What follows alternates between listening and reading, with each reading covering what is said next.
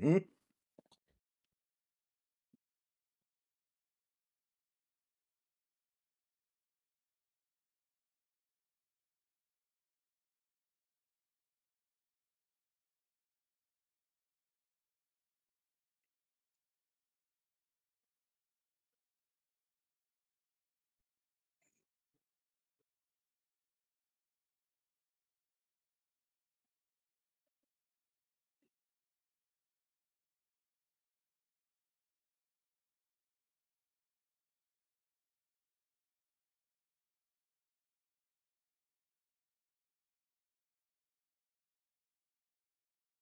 Okay. All right. Hey, Austin.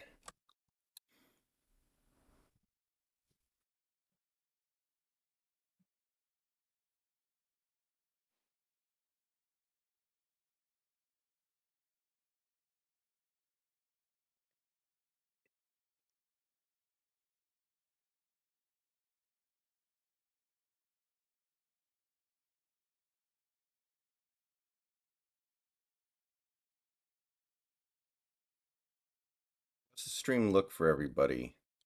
I'm getting a red bit rate, but I don't think it's real.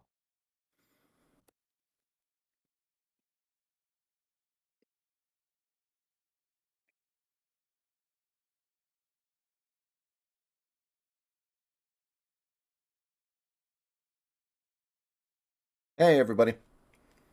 How you guys doing?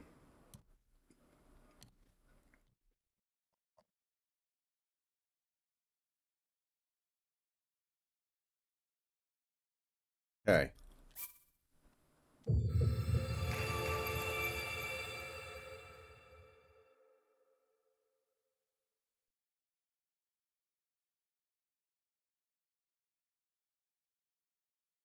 Yeah, I am, Matt. Well, you know where I got this? The Blazers moved up 2 spots. That's actually kind of a big deal. Yeah, Snacks will probably be here tonight. I don't know exactly when, but he'll be here. Sounds like a good time for me to arrive. Hey, Snacks, how you doing? Speak of the devil. I like that. Yes, the Spurs won the lottery. However, how funny would it be if they passed on Wimatanye? Mhm. Um, that might happen, because you never know. This seems to happen a lot when an international player is projected to be like the number one slam dunk, no question, consensus top overall pick, but he's foreign.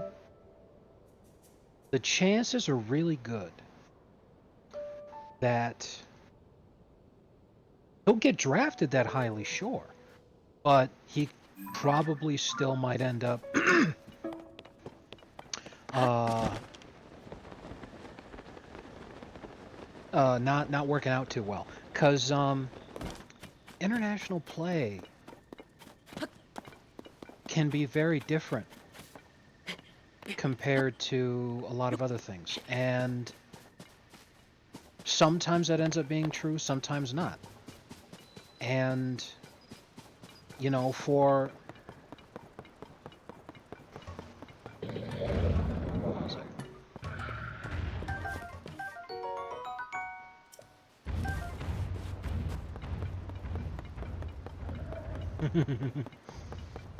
very funny. Anyway, so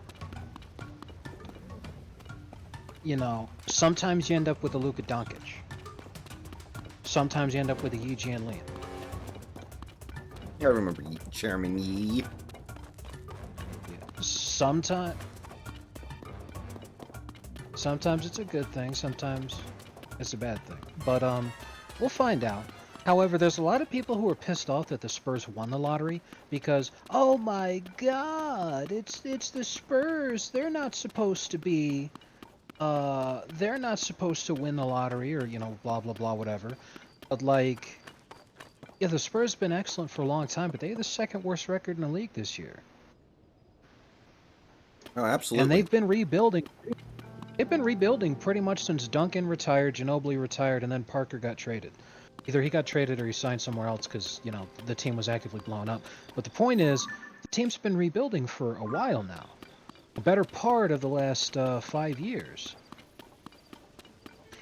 And, you know, it has a lot to do with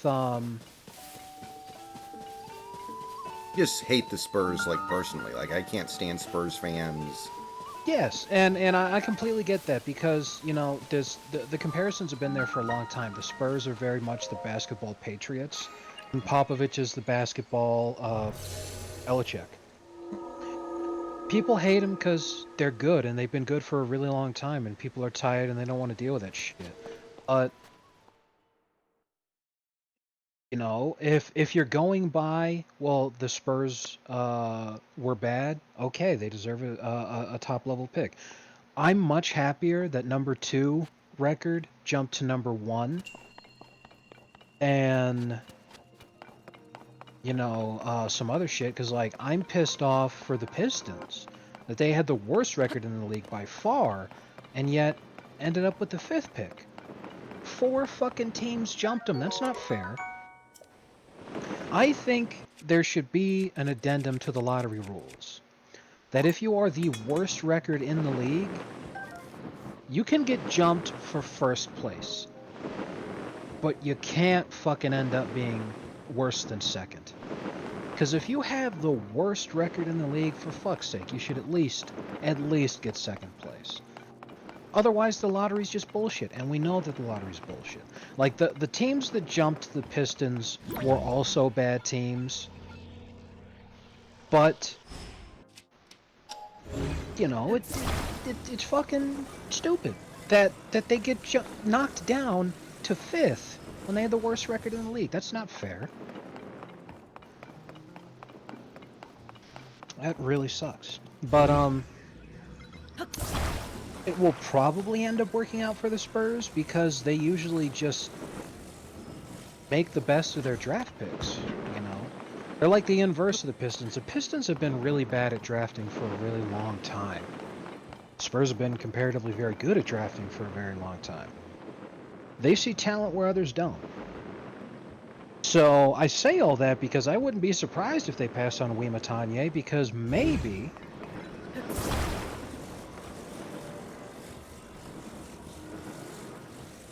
That would be right up there with, like, the shock that people felt when the Cavs took...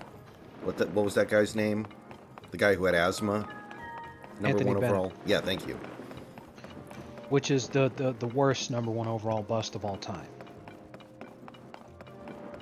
I mean, he's definitely that in terms of, like, everybody knew he wasn't that good. Like, nobody out there was like, oh yeah, this guy's great. I gotta stop you for a second. It's true that this is a road game for the Lakers, but they're currently getting blown out by 30 points. And that's the third quarter still. Yeah, Jokic has 26 points, 17 rebounds, 12 assists, 2 blocks, 2 turnovers. He's taken 13 attempts to get 26 points. This is something else. The Lakers are getting absolutely obliterated. Jokic and Murray are just laughing at these guys. And it's funny because I think this is revenge Jokic. You know, he's popping off like what's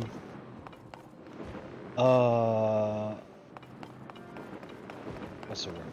Hold on.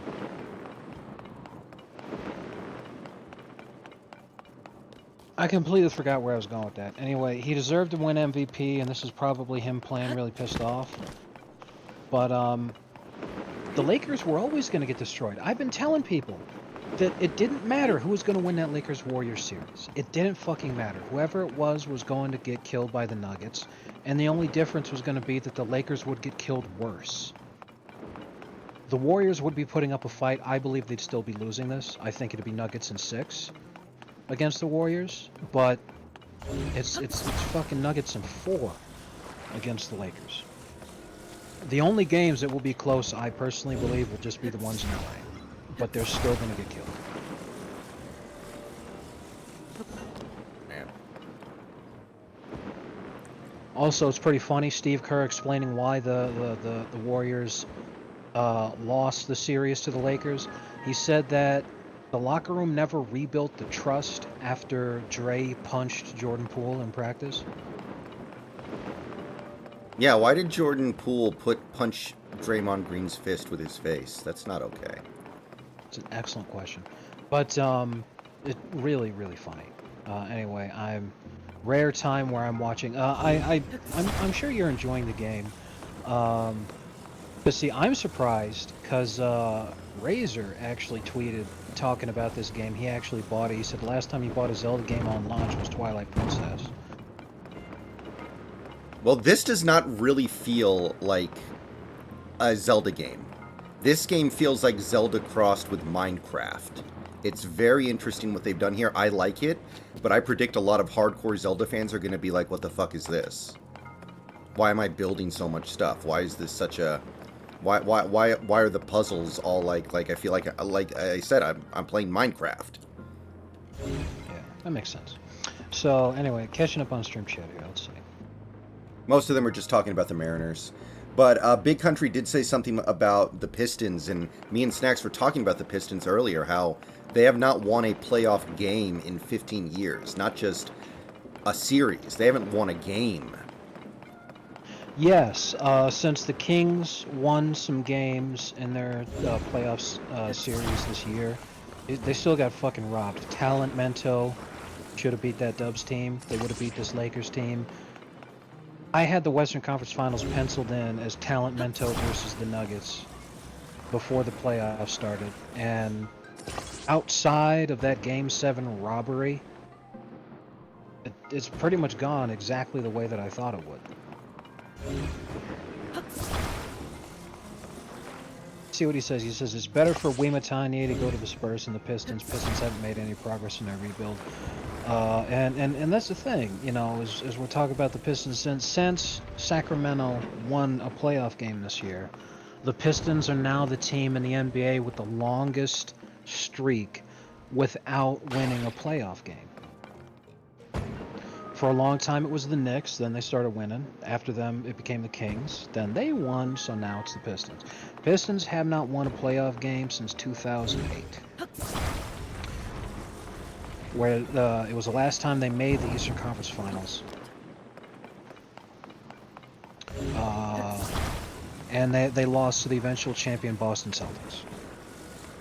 It was the final one of their amazing streak. So in 2009, I think it was, they made the playoffs, they got swept in the first round. After that, they didn't make the playoffs again until the Stanley Johnson year, where he had that hilarious fucking mental breakdown. And they got swept by the Cavs.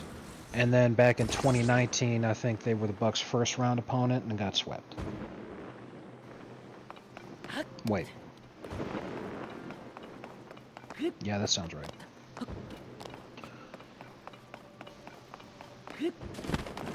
You know, that was the best part of John Boyce's basketball sim, where he subbed out every single draft class for like god awful players. Anthony Bennett became like a 5-time league MVP because at one point he was the only real NBA player left. Everyone else was a creative player with 0 stats. I think I remember that. I hope Wimatanye is a Greg Oden, Kwame Brown, Anthony Bennett type of buzz. Why? Because he's not going to the Blazers.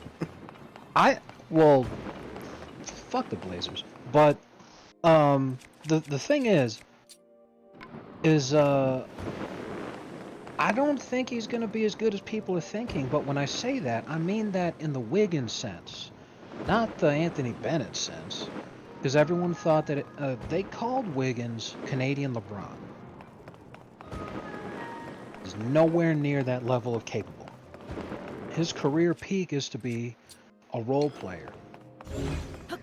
Now maybe a starter, but a role player.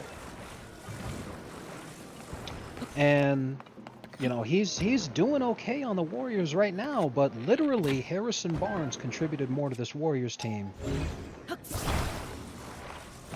than Andrew Wiggins has. And considering Wiggins was a first overall pick and people considered him to be a generational level talent, You know, they didn't just call him Canadian LeBron, but people thought that the 2014 NBA draft was going to be another. It was going to have the star power of the 2003 draft with the deepness of the 1996 draft. And it ended up being horrifically bad in both cases. Is Jabari Parker still in the NBA even? Um, he may be, but on the bench somewhere.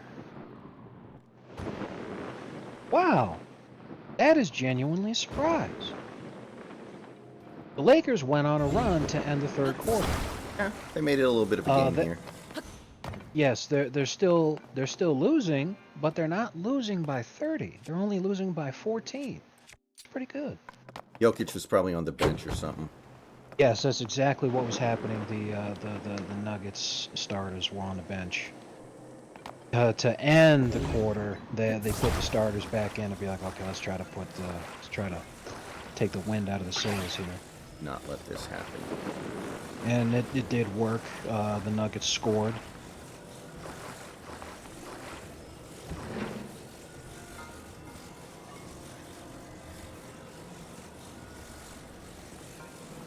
And when they put the starters back in, it's 103 to 90.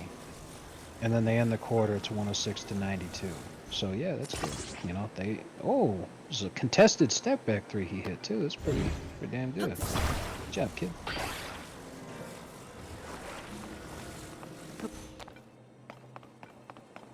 Kids, they listen to the rap, and it gives them the brain damage. Let me explain the brain damage. Alright, what was I gonna do? So here's the question. If you played Resident Evil 5 on your Xbox and I played it on my PC, could we co-op it? More than likely no, but I'll check.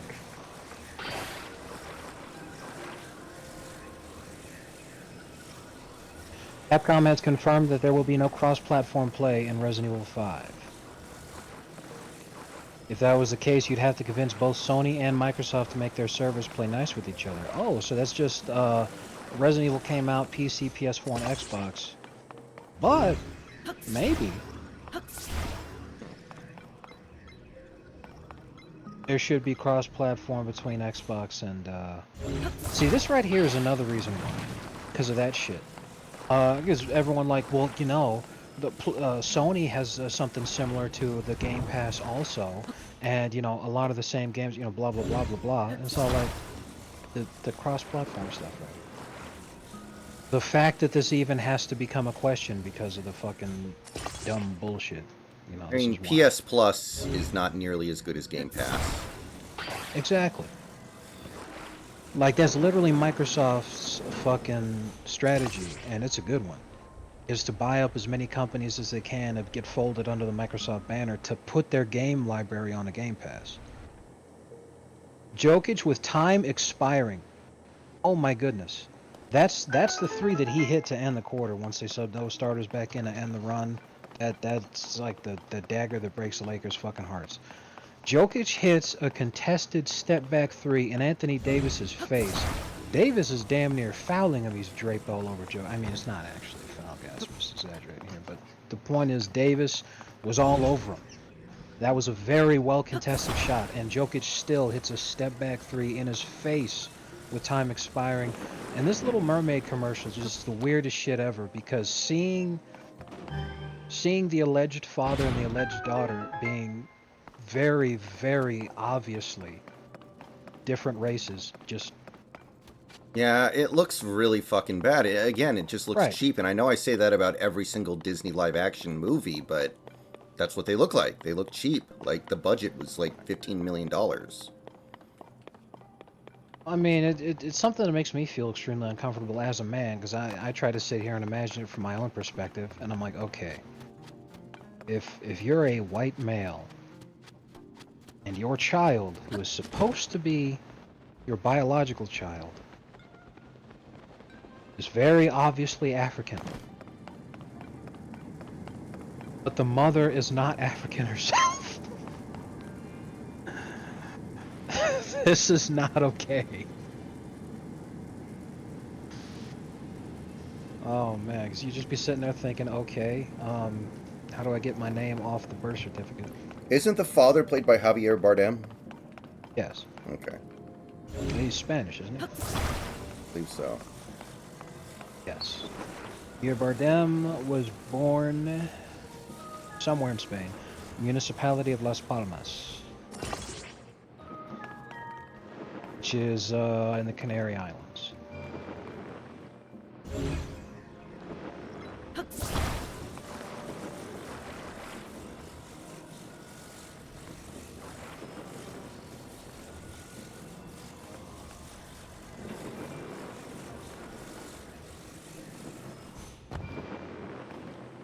There's no cross-platform functionality for Resident Evil 5 at all, not even in the sense that you'd think. And what I mean by that is cross-platform between Xbox 360 and Xbox One. Has to be on the same console.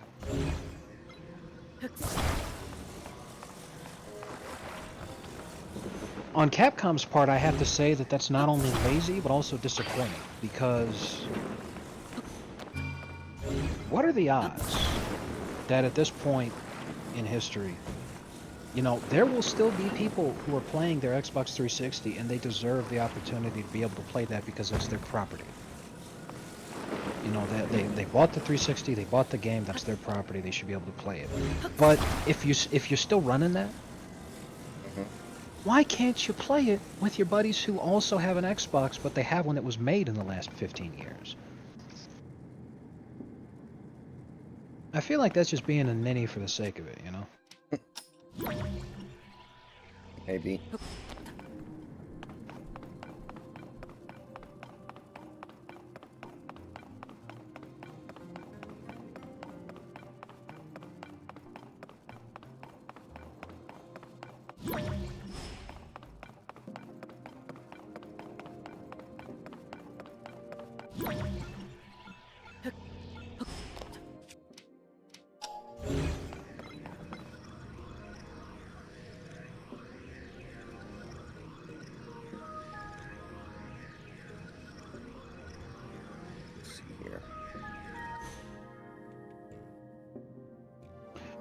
Now, that's really interesting.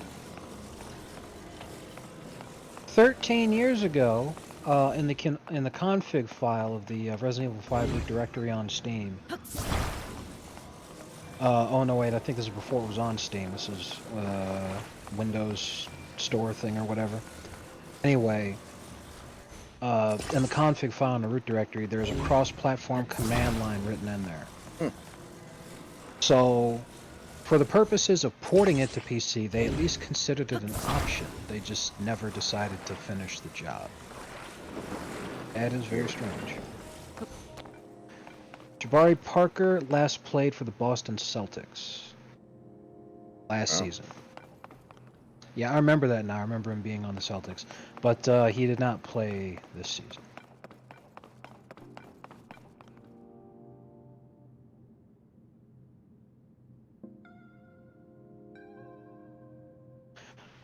Let's see here. Yes, he was waived on January 7th, 2022 by the Celtics. He was actually waived by the Celtics twice that year. He was waived in October, but 3 days later they re-signed him to a renegotiated deal after he cleared the waivers, and then they just got him out completely. I remember this discussion because people were saying that if the Celtics won, Jabari Parker would have a ring before Wiggins and Embiid.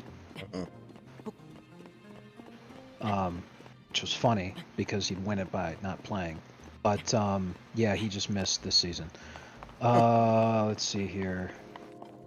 Dude. He's only 28.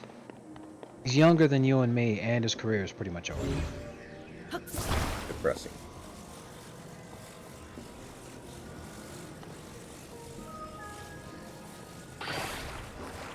God damn it. Let's see here. Well, I messed that one up pretty badly, but I think I have the right idea. Oh, you're right. How about that? Jabari Parker is currently looking for a team overseas. He had 2 offers from NBA teams this year and was close to signing, but in the end, no agreement was reached. Right now, according to his agent, they are looking at other options, primarily overseas. Probably about the best he can hope for.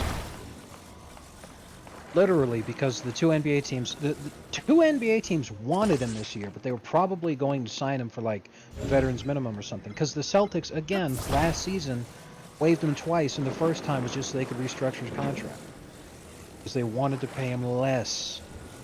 So probably those two teams that were interested in him wanted to bring him on for the minimum, and he said, "No, fuck that." And what's even sadder is that this was like he was playing well early on in his career. He was playing well, and he tore his ACL twice.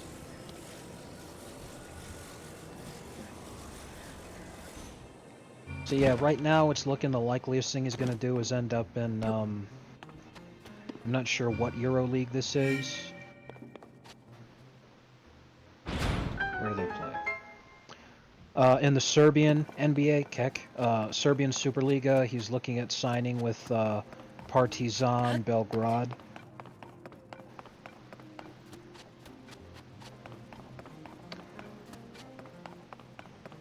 Sorry, I don't follow the Serbian NBA. Exactly.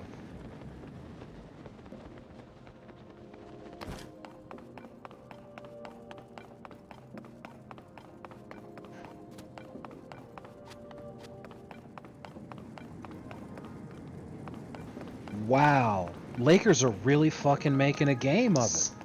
It's an 8-point game right now. Nuggets were up by 30 earlier. Yeah, I'm Where the watching hell on my did this come phone. from? The thing is, AD and LeBron are both playing pretty well. So despite everything, they're actually doing probably about as much as they possibly can.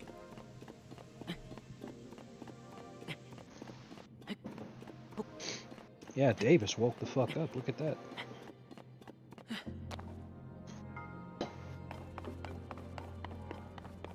Anthony Davis.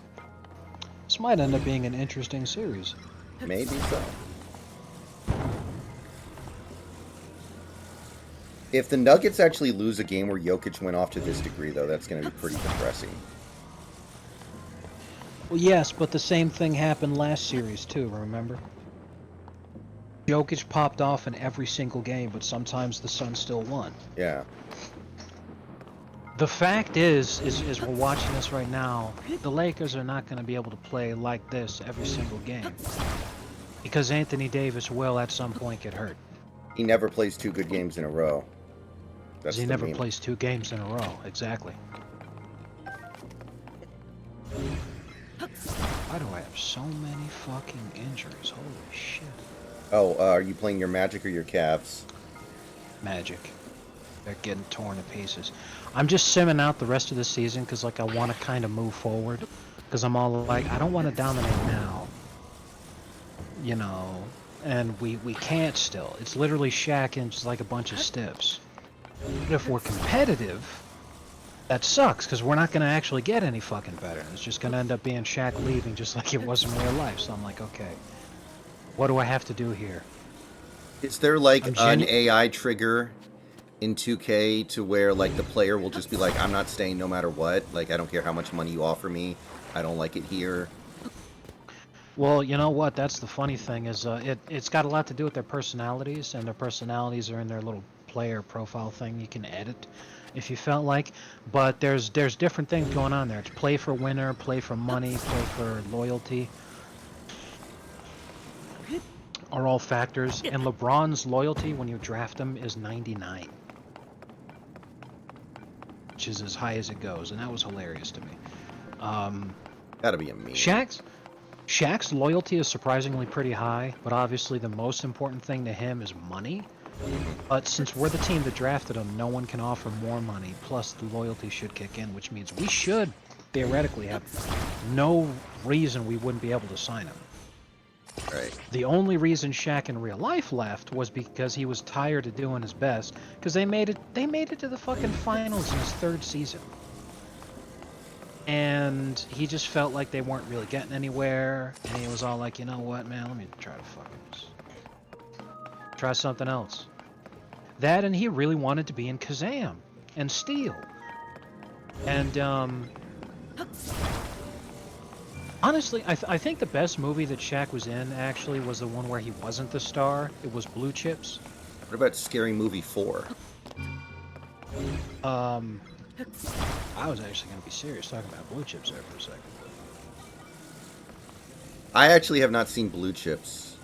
I do not know very much about it. The lead in Blue Chips is Nick Nolte. He plays the coach. And the thing about Blue Chips is it's referring to blue chip prospects in sports. Nick Nolte is the coach for a collegiate basketball team, and Shaq plays the #1 prospect in the country. And he would go on to later say that it was actually really easy for him to portray his role in Blue Chips because they essentially asked him to play himself, which is he's the top prospect in the country who signs with this crappy team that there's really no reason why he would want to go there. But Nick Nolte, under a lot of pressure from from the higher ups to try to get a splash, make a big splash, he's got to get a big name prospect to sign with the school. So he bribes Shaq's character under the table to come get him. And seeing the success there, he starts bribing other ones too. And he gets caught and the news is going to break, but he decides to break the news himself instead, get out ahead of it. And he goes on a great monologue rant at the end of the movie where he talks about how all this is stupid. There's no integrity in sports. The only thing that matters is money. But if the only reason these kids want to come play for us is money, then why aren't we allowed to pay them? Why do I have to bribe the kids? This is stupid.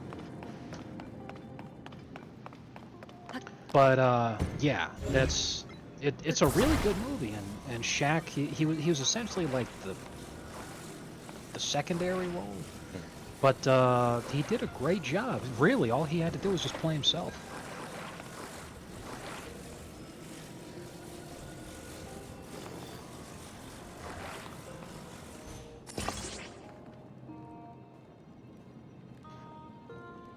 Right. So yeah. So I was talking about this with Moogle earlier too. Shaq went to LSU, and let's see. So looking at his final 2 years, because the first year he didn't play that much. He only averaged like 14 points a game, 12 rebounds. He didn't become a superstar until year 2 and year 3. So in year 2, he was the highest scoring player on the team. He had Vernell Singleton, Mike Hansen, Sean Griggs. Yeah, I mean, the real issue Okay, here. Nuggets are pulling away again. Yeah, It's a 14 lead now. yep. Yeah, I don't recognize any of these guys on LSU during Shaq's seasons there. I don't think any of them made the NBA.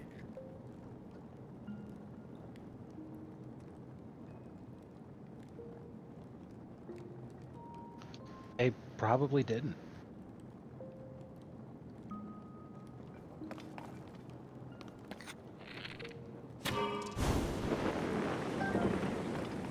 It's nice having a deep team, a deep roster when people get hurt a lot, because then you can just put people in and like not be freaking out. Yeah.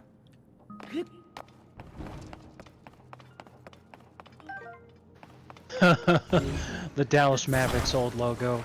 Oh my god, this is hilarious. Their old logo from '93. At least it was the logo they were using in '93. I mean, it's a green basketball as the backdrop, and then it has a blue M, and the M is like kind of slanted, in like an aesthetic style. And on the right side of the M, it's wearing a cowboy hat.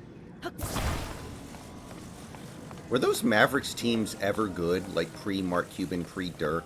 No, no. You never they, really they, hear about. Yeah. they had good players on the team, but it was it's the argument. I use this a lot.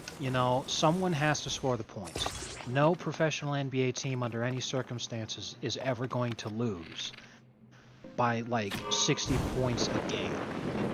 When CP58 comes along, it's one of the craziest fucking shits that ever happened. Like, it's literally historic, but it doesn't happen all the time. Someone has to score the points. So even on a shit team of total shitters, Tony Roten would look perfectly okay because someone has to score the points. Now, I don't know who was on those early Dallas Mavericks rosters, but Even if it was just a bunch of stiffs, somebody has to score the points. So I'm sure somebody looked good. But maybe they actually were competitive and had some Hall of Famers on that squad. They just didn't go too far. Yeah, let me see here. They had a fair amount of early playoff success. They would just lose to the better teams of the 80s, generally the Lakers and Blazers. Yeah, in 1988 they made the Western Conference Finals, and their star players were like Derek Harper, Rolando Blackman, Mark Aguirre, and Sam Perkins, the legend. Roy Right. Tarpley, Detlef Schrempf. Okay, that's not a bad team. Yeah, and then in the 90s they had a long period of time where they sucked, they didn't make the playoffs and they were rebuilding, but during that stretch they drafted guys like Jason Kidd and Dirk Nowitzki. They also for a while there I'm pretty sure Don Nelson was the coach Yeah. of this Maverick squad. Well, he would be later when they started succeeding, but for a minute there, they also picked up Steve Nash. They secured him from the Suns. Now, eventually, he'd go back to the Suns, but then they'd also get Jason Kidd back, and that's when they'd win their championship. But as soon as they got Steve Nash, that synced up at the same time as when they brought in Don Nelson and started playing in a faster, more up-tempo style. And it was also when Dirk had been in for long enough to where he really started to come into his own. And then that's exactly what you see. All of a sudden, they're making the playoffs every single year. They made the finals in 06. They have the league MVP in 07. They win the championships in 2011. In the 80s, they were competitive. It's just as soon as they made the playoffs, they'd end up losing to either the Lakers or the Blazers every single year. They beat the Hakeem Rockets in 1988. Then they beat the Nuggets uh, in the second round, and then they go to the third round and they lose in 7 to the Lakers. But I think that was the last year that the Lakers won the championship, right? Yes. Yeah, 1988 was the last year of the Showtime Lakers winning a championship, and Kareem won Finals MVP, didn't he? Let me see.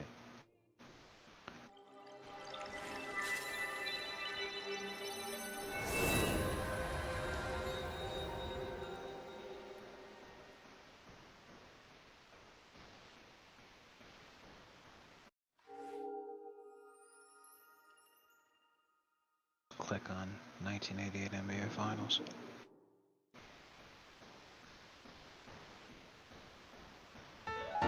This was their last ring until Shikobi. Mm-hmm. Yeah, that was when Pat Riley famously called his shot and said next year we're going to win it again, and he did. What a legend.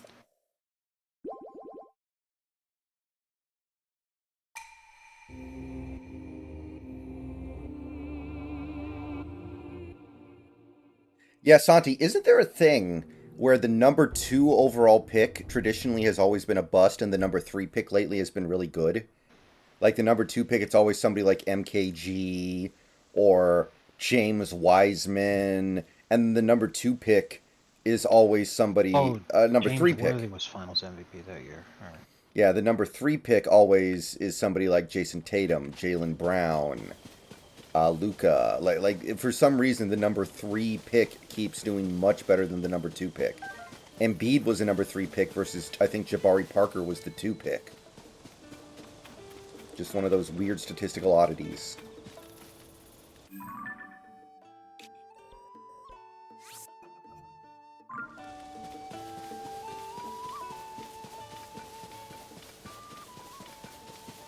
Yeah, those Mavericks teams had Mark Aguirre balling out.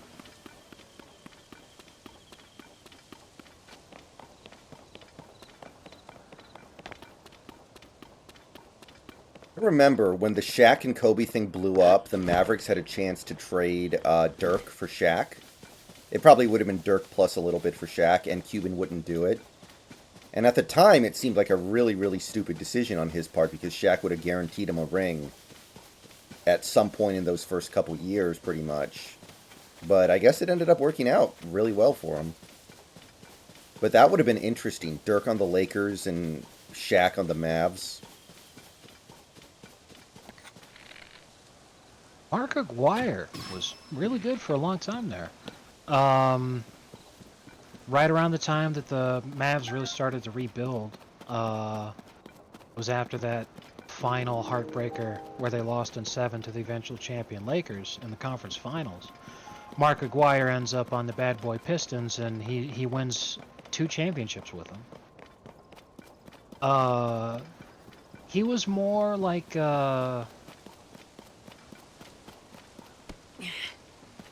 what's a good comparison? Because there's a lot of guys who I'd think of as being like, oh yeah, him, who had, who I thought had no chance of making the Hall, but then did. Guys like T-Mac. Chris Webber made the Hall of Fame. A lot of people thought he wasn't going to, for whatever that's worth. Well, like Mark Aguirre's day is long done. He's 63. He retired after the '94 season, and he's still not in the Hall. Means he's really got no chance of going. But as I'm looking at his numbers here, I'm all like, he was fucking good. He was the only reason those Mav teams were even relevant during the 80s, but he kept them in contention. And again, the only times that they lost a playoff series, they met up with the Clyde Drexler Blazers or they met up with the Showtime Lakers. They were routinely whooping Karl Malone's ass.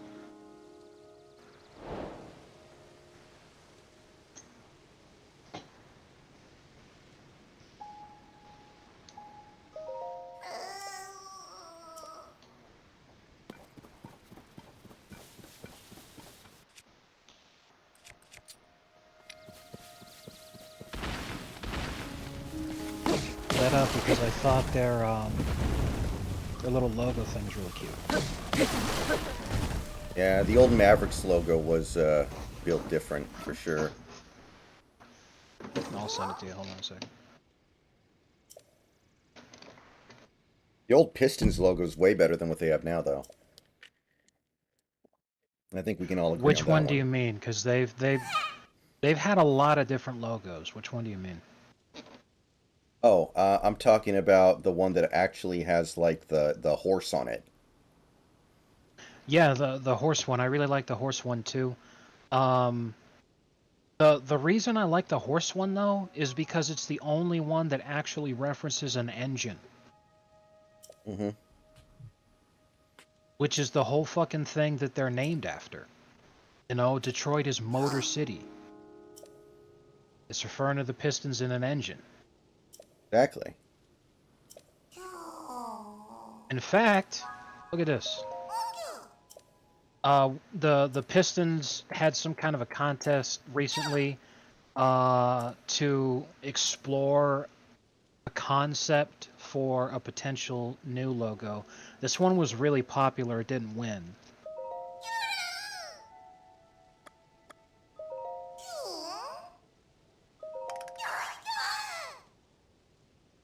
But that'd look fucking great on a Motor City jersey.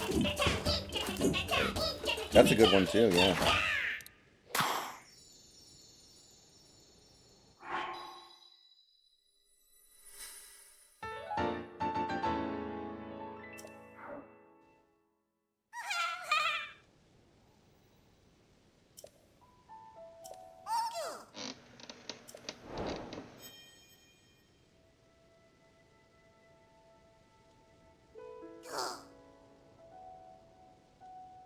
And See, the thing I hate the most about the Nike jerseys over the Adidas jerseys is that I don't see the fucking Adidas logo on the goddamn jerseys. But they gotta put that lame ass swoosh mark all over the fucking Nike uniforms. Man, that sucks. so Shaq's character's name in Blue Chips was Neon. Neon Badu. That's an interesting one. It may have been a nickname or something. Mm-hmm.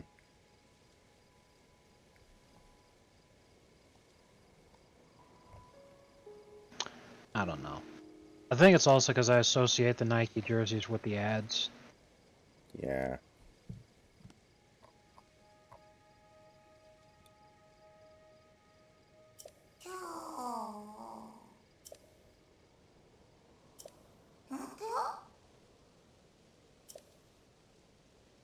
Anyway, yeah, this is the old Mavs logo I was talking about. It's cute, man. It's fucking cute. Yeah, I like that. I remember that one. All right, we've got an expanded inventory. Let's go.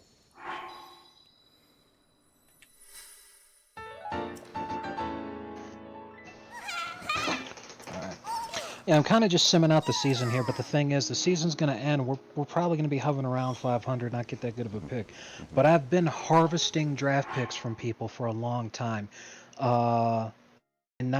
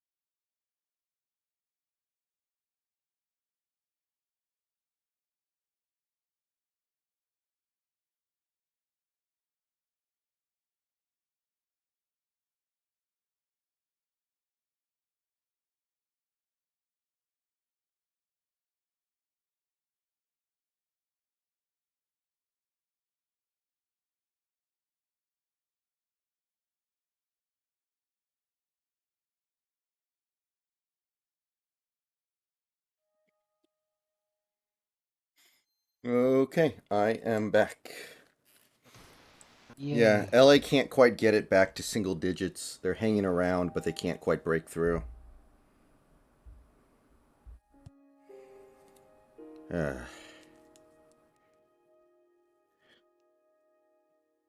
only 4.5 minutes left. So you said you're simming the season. How many games are you in? I just finished the regular season. The Magic finished as the 6th seed. Shaq wins Rookie of the Year. And another guy I picked up to be my starting point guard because he, out of everyone who hadn't been signed, he had a ridiculously massively high 3-point rating and mid-range rating. He's an amazing shooter, especially for the era. Let me see here.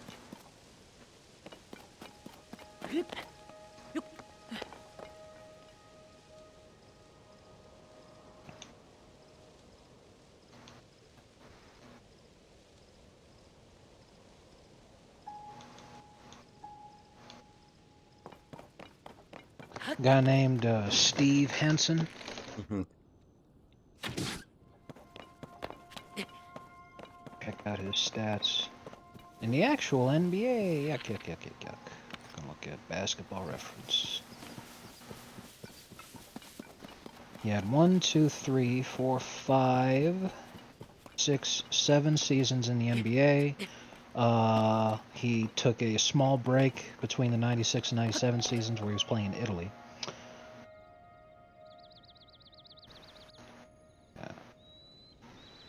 Not overly amazing performance. His time in the NBA, he never really made a splash. He just came off Mm-hmm. the bench, Mm-hmm. and he was an okay point guard, but Mm-hmm. uh, in a fucking 2K, he's surprisingly good. 2K has him listed as 2 inches taller than he actually was in real life, though, so I think that may be a thing, too. In 2K, 6'1", in real life, he's 5'11". And you've spoken into existence, the Lakers did bring it back to single digits. It's a 7-point game right now. Yeah, I'm keeping an eye on it while playing. It's weird, because it seems like the Nuggets offense is like coming in spurts. Or they'll just go long periods of time without scoring, and then all of a sudden they'll just drop like a bajillion points in a matter of moments. It's a make or Really miss weird. league. Yeah. So Steve Henson goes on to win Most Improved Player, because I had him as my starter, and led the league by a wide margin in three-pointers.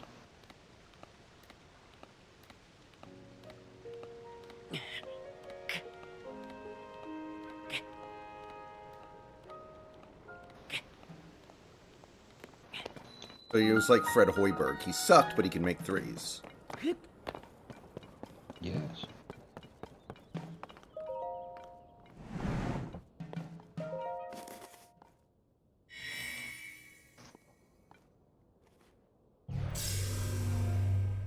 Eek Ola Blotkick. Jesus Christ. What? Some no name on the Lakers just made a 30-footer. Can they just fuck off? Jesus Christ. Alright, I'm checking the play-by-play right now. LeBron James makes 30-footer. Oh, yeah. The joke opportunity was too good. I couldn't pass it up.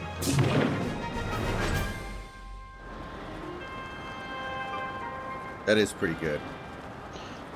Okay, we lose the first round to the Ewing Knicks. Ewing Knicks get obliterated by the Pistons. The Pistons, by the way, are still the bad boys. Oh, I was wrong. Bill Laimbeer is in this game.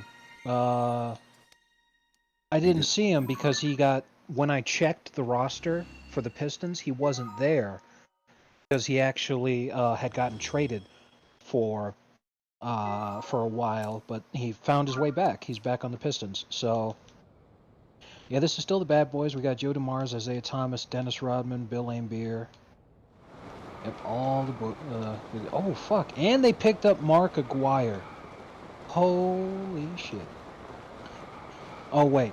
Yeah, sorry. In real life, I forgot I'd already mentioned this. In real life, Mark Aguirre did end up on the Bad Boys Pistons, but by this point in reality, he had already left. He's still there, and 2K still thinks he's an amazing scorer, so he's coming off the bench for him, and he's putting in work. Yeah, the Pistons just fucking whomped the Knicks there.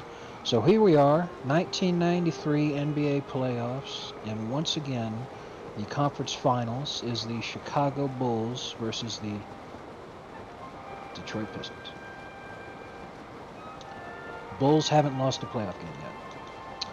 And the very interesting, because 93, that was the Suns Bulls year. The Hmm. Suns didn't make it because obviously they don't have Barkley. Right. So here we are. Jazz Spurs. David Robinson dragged his team kicking and screaming. Even funnier, the second seed was the Sonics, and they lost to the 7-seeded Lakers. Yeah. Is Magic still in the league? Magic had retired by that point, right? Yes, So it's yes, he still is there because he doesn't have AIDS. Magic will presumably be here for a long time because he won't. oh right. Yeah, he won't be disqualified for having AIDS. Similarly, Larry Bird probably will also remain around for a long time because in real life he retired because he was having consistent back issues, but that injury doesn't happen in 2K. All right. Nuggets knocked down one free throw. 4-point game. Man, the quality of this video on my phone is remarkably good. I am impressed. You're pretty far behind from me. Yeah, you're probably way ahead of me because I'm watching on my Is phone. Aaron Gordon still shooting free throws for you? No, LeBron is going down the lane, shoots, He'll misses, miss. miss, Yeah. Davis gets the and offensive rebound. He misses. loose ball. Everyone's running around for it. I think that's KCP. The homie KCP is alley oop. Yeah. Yeah. He's Kentavious Caldwell Pope is on the Nuggets. He's fucking automatic, man. He's been huge for them this postseason. Remember when they gave him a $20 million contract just to appease LeBron? That was very funny, yes. But oh wow. There we go. Austin Reeves makes a 29-foot three-pointer. Holy shit. Where did this Austin Reeves guy come from? Like, Presumably his parents. I feel like LeBron just like pulled him out of his ass. Hold on a second. Somebody's missing.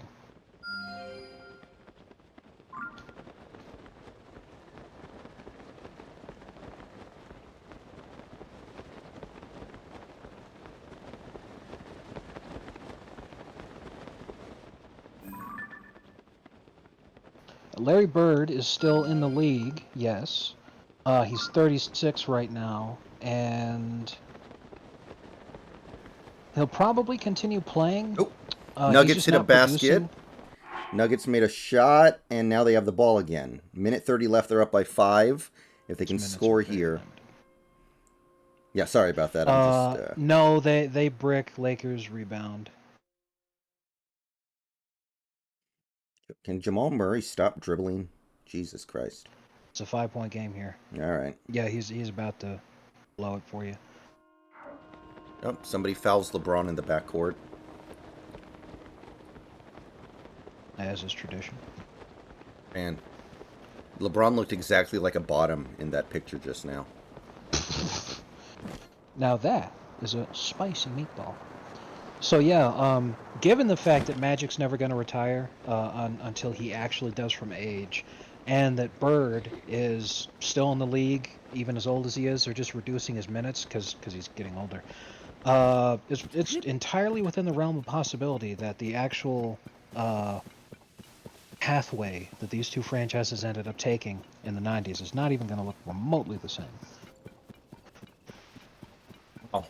The Bulls Very might only interesting to win see like. what What if the happens. Bulls only win like 3 titles because Magic and Bird are still there? Well,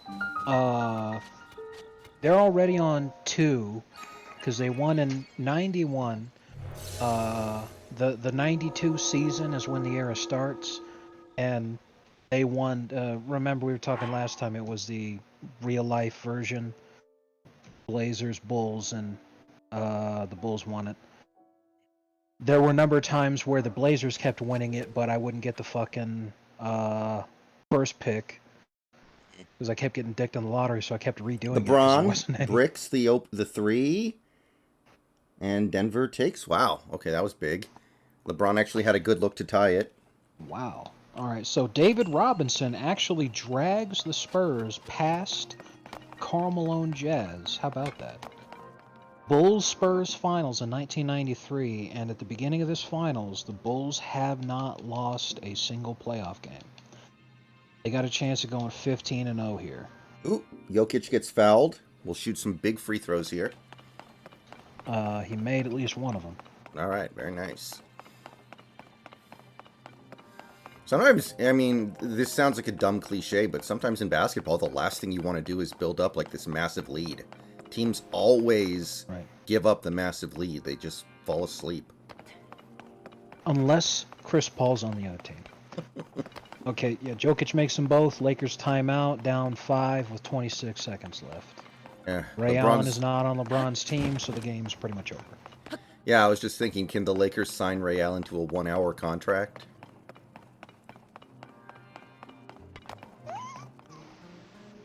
It's probably been so long since he's taken a shot that he'd come in and fucking like airball it.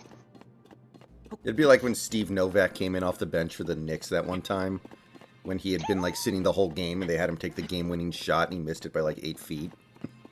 Yeah, duh. It's not warm. Yeah. What were you thinking? Okay, here we go. Bulls Spurs. Let's go. Bulls go undefeated in the playoffs. 15-0. Three-peat championship. Robinson gets exposed again. Robinson was literally humiliated. My goodness. Jordan easily winning finals MVP. Holy shit. He averaged 37 points a game. Fucking Christ. Actually, unironically, yes. Wow. Game 4 at home for the Spurs. They lost by 24. David Robinson 5 for 15 shooting. Wow.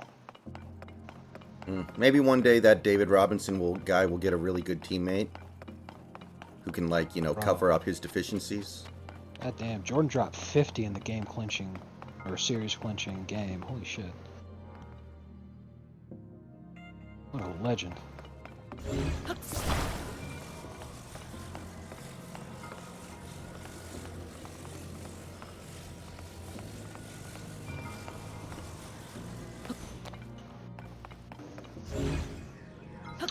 David Robinson unironically chucked the whole series. It was like 30-some% for this series. It's pretty funny.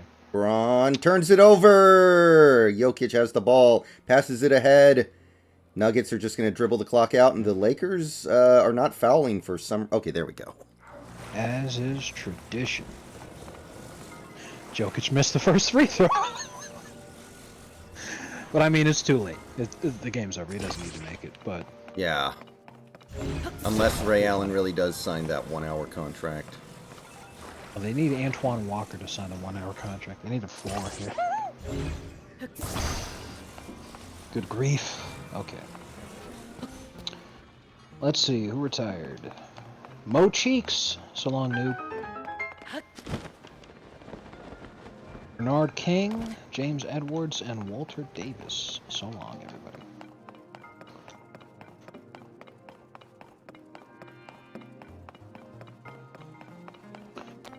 Ersan Morgan, who actually played for me this last season. And I ended up trading him. He was part of my asset acquisition run. Because he was crap. I got rid of him. You're going to end up with, like, the Eastern Conference. You're going to end up with, like, a team of, like, all NBA players. Because you're going to know who to draft. going to be great. It'll be Probably. glorious. But like, I'm gonna have to bench Shaq for a season or something, cause like he's killing my fucking like by himself. He's dragging my team to a fucking 6 seed. Nick Anderson, second highest scorer on the team with 14 points per game. 6 seed. Like, Yeah. God damn it, Shaq, calm down. All right.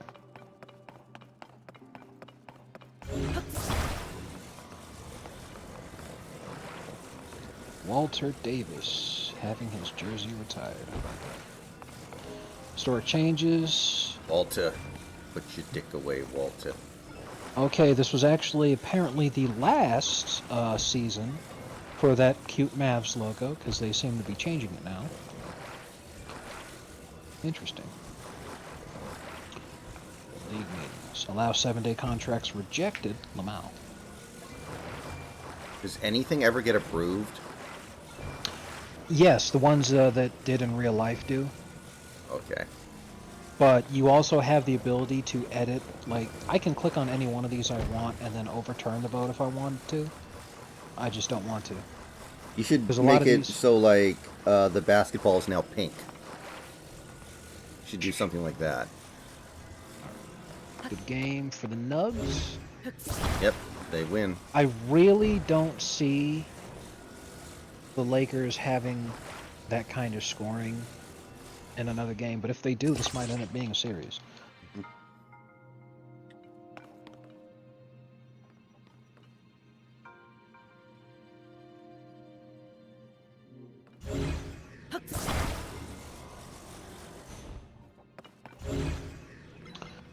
Okay, the Sacramento Kings win the Penny Hardaway lottery. Lame Al. We got the 15th pick. So let me go ahead and check the 1993 NBA draft to see who's actually worth taking.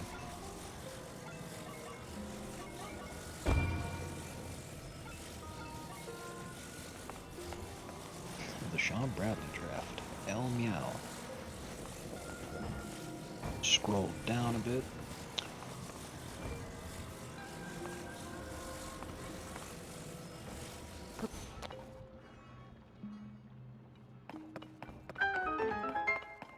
People might pass on Sam Castle. Oh, Might be able to pick him up. big balls. Because he went 24th in real life. Nick Van Exel also an option. Won a ring with the Shaq.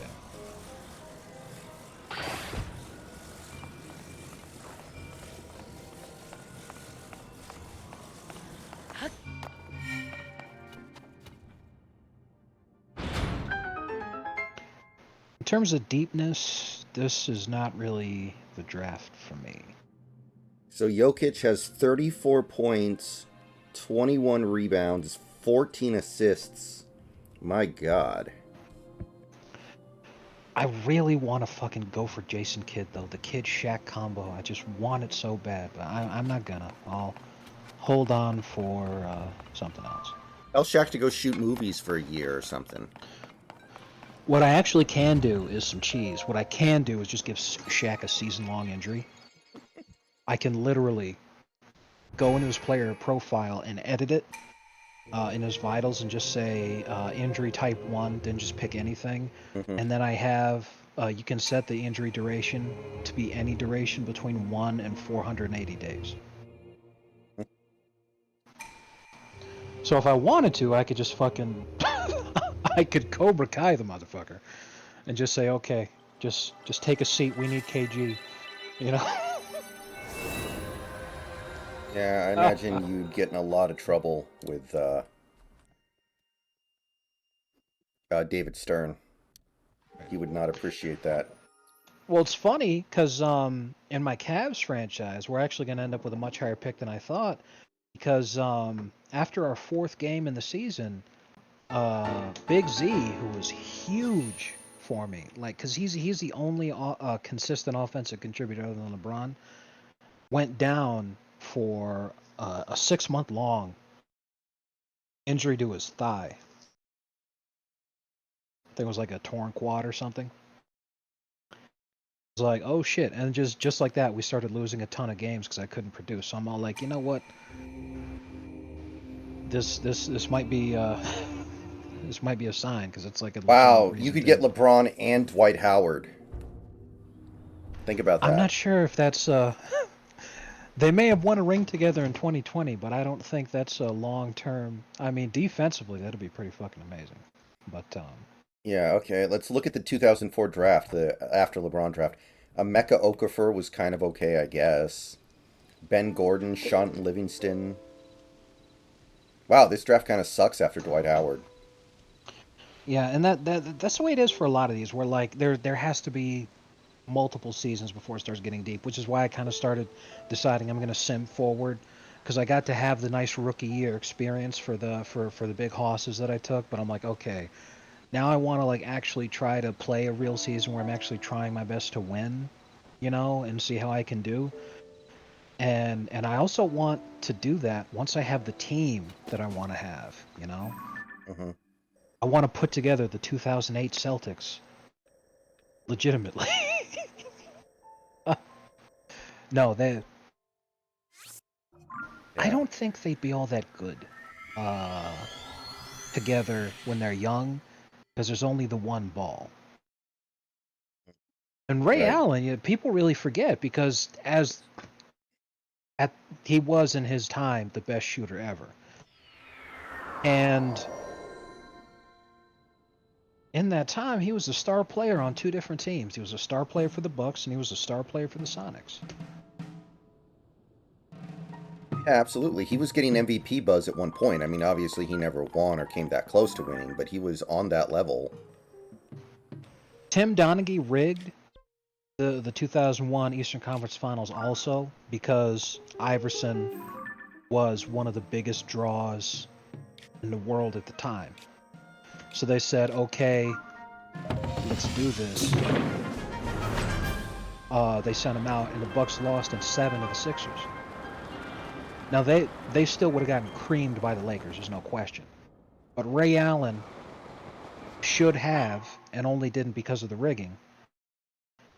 But if it had been legitimate, he would have taken that Bucks team to the finals. So Ray Allen would have been the best player on a team that made the finals. Pierce never did that by himself. Yeah, well, he came. Yeah, the closest he came was that one year they lost to the Nets in the ECF. So that was pretty good, but yeah.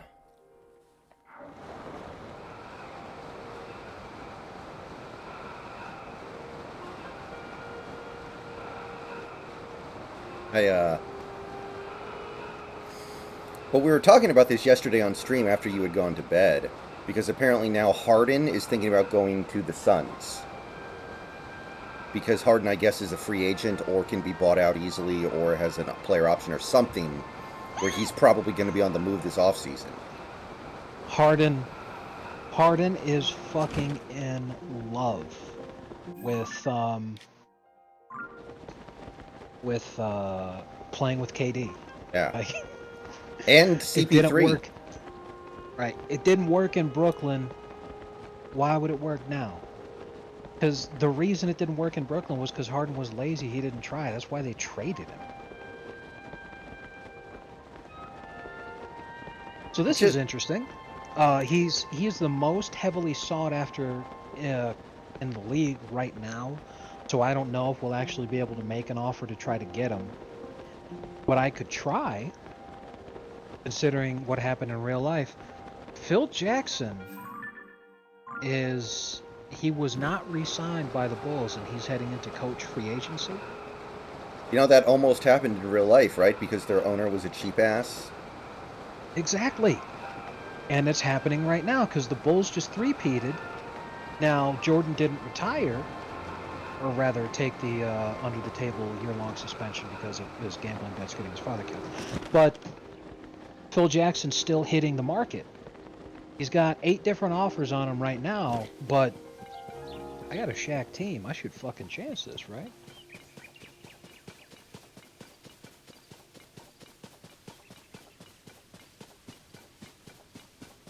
I wonder if Phil Jackson could have saved Nick Anderson from falling apart as a free throw shooter.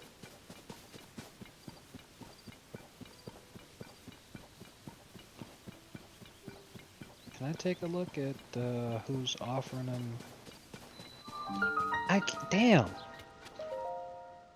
When you're looking at the staff, you can't... Wait. But he seriously? Oh my god. I can throw money at him to sign him, because, like, I can't... Without firing my head coach right now, I can't replace him with Phil Jackson.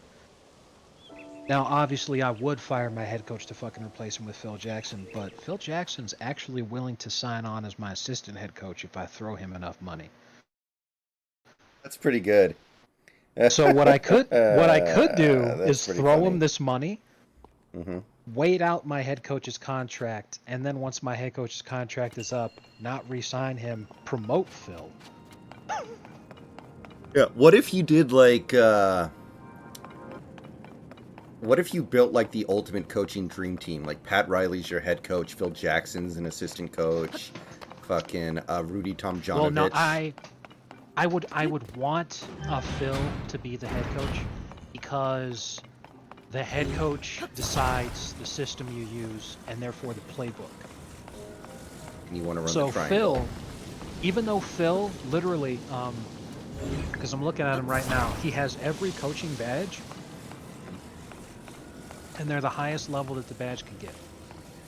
Phil also has 5 stars in every single coach rating. If he's the assistant, only those 5 stars in the coach rating, which means the boosts and benefits that he gives to my team would come into effect, but I wouldn't have the system. Oh, okay. And the system is what matters here because that's also what made Shaq so good. Being able to call triangle plays would be really nice, so... I'm actually going to save my game right now. And then just fire my head coach. Turn off autosave. Autosave hasn't been on since I started my franchise. Well, other than when we realized that I hadn't turned it off and I fixed it. It's okay. Alright, let's see here. Oh, fuck me. Oh, never mind. There we go. Okay, so I can fire him here. Are you sure you want to fire Matt Guaukis? And replace him with Phil Jackson? Gee whiz, I don't know. Who's Matt Guaukis? You sure you want to fire Frank Vogel? Frank Vogel. Alright. Matt Guaukis is still alive. He's 79 years old, so if he's watching this, sir, I am not insulting you. I hope you don't believe that. Just not as good as Phil Jackson. It is what it is. Yes, actually, this is pretty dead on. As a head coach, 1993 was his last season as a head coach, and yeah, they let him go after. Who was the coach of the Magic when they made the finals with Shaq? Let's see here.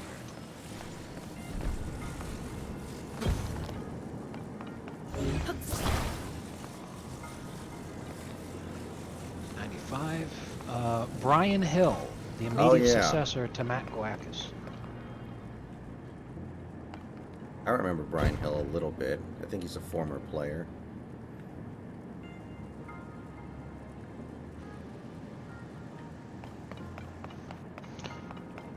Oh wow, Frank Vogel actually was coach of the Magic for a while. I remember the Pacers fired him and it was the stupidest shit in the world, and the reason, I swear to Christ, is because Larry Bird, he's like, when I was a player, we had a new coach all the time, and I think fresh eyes really helps for this kind of thing. So even though Frank Vogel's the best coach that we've ever had, I think I should fire him anyway. What have the Pacers done since? Good job, Larry, you fucking idiot. Big country, I'd say he's going to go back to work on TV, Doc Rivers, but I don't know. Maybe he won't even be qualified to do that.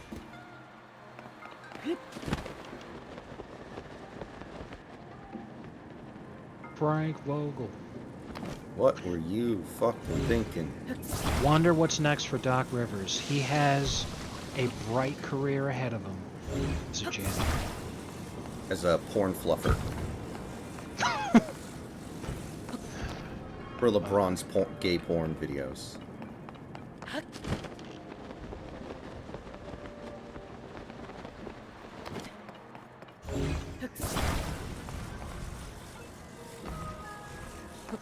I'm gonna say a bad word. Oh, may I please have a water?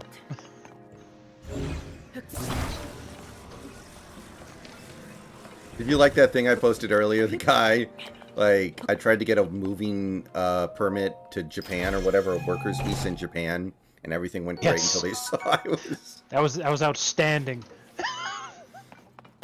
When I saw that, I was like, you know what? There's a reason why Japan works as a country. And I do actually Um, believe that would happen. Like, I don't think that's a troll. I think that probably actually happened. I believe yeah, it. cause fucking yeah, definitely. Japan's all about that kind of thing. You need to have a very excellent pedigree of some kind to be accepted as an immigrant to Japan. They do not allow very many foreigners into their country, and that's in general, let alone actually move there to live there forever. So if you're just some guy, and especially if you end up being somebody that they don't like the look of,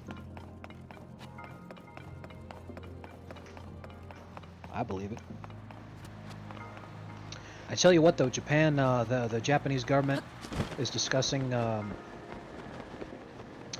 this concept where the birth rate is so tragically low that they're thinking of introducing a breeding visa where they bring in foreign men and foreign women on the breeding visa for no other reason than, okay, we want you to come here, fuck our citizens, and then leave. I like it. When you think about the crazy amounts of fetishism that exist for Asian women throughout the world, I think that a Japanese breeding visa for a male would be probably the highest and most sought after visa in the world.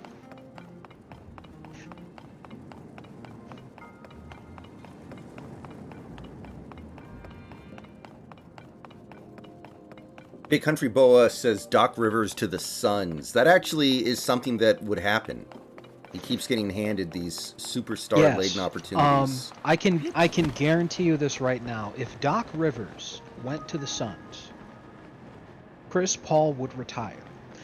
And I don't know if that would be forever. I just know it would be for long enough for him to pull a Marshawn Lynch. He would want out, and he would want out right away. He already tried that shit. He ain't gonna do it again. That is something that would happen for Doc. He keeps getting these opportunities that he doesn't deserve. That makes sense. And then the Suns Exactly. would Like probably get Harden or somebody like that.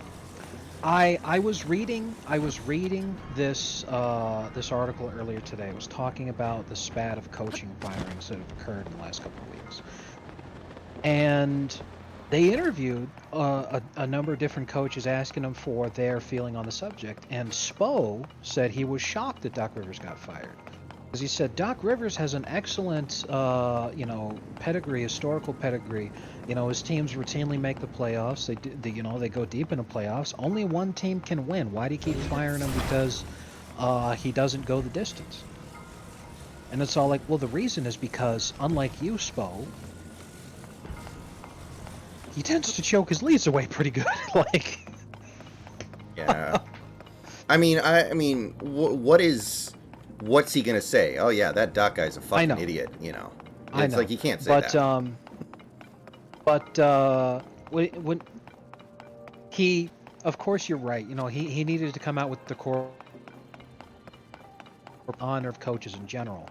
But he made an excellent point after that, which he was talking about. This wasn't necessarily towards Doc, it was towards all the coaches that have been fired. And he said one of the most difficult things to creating a winning atmosphere for an NBA franchise is to have a consistent culture and a consistent identity as a team.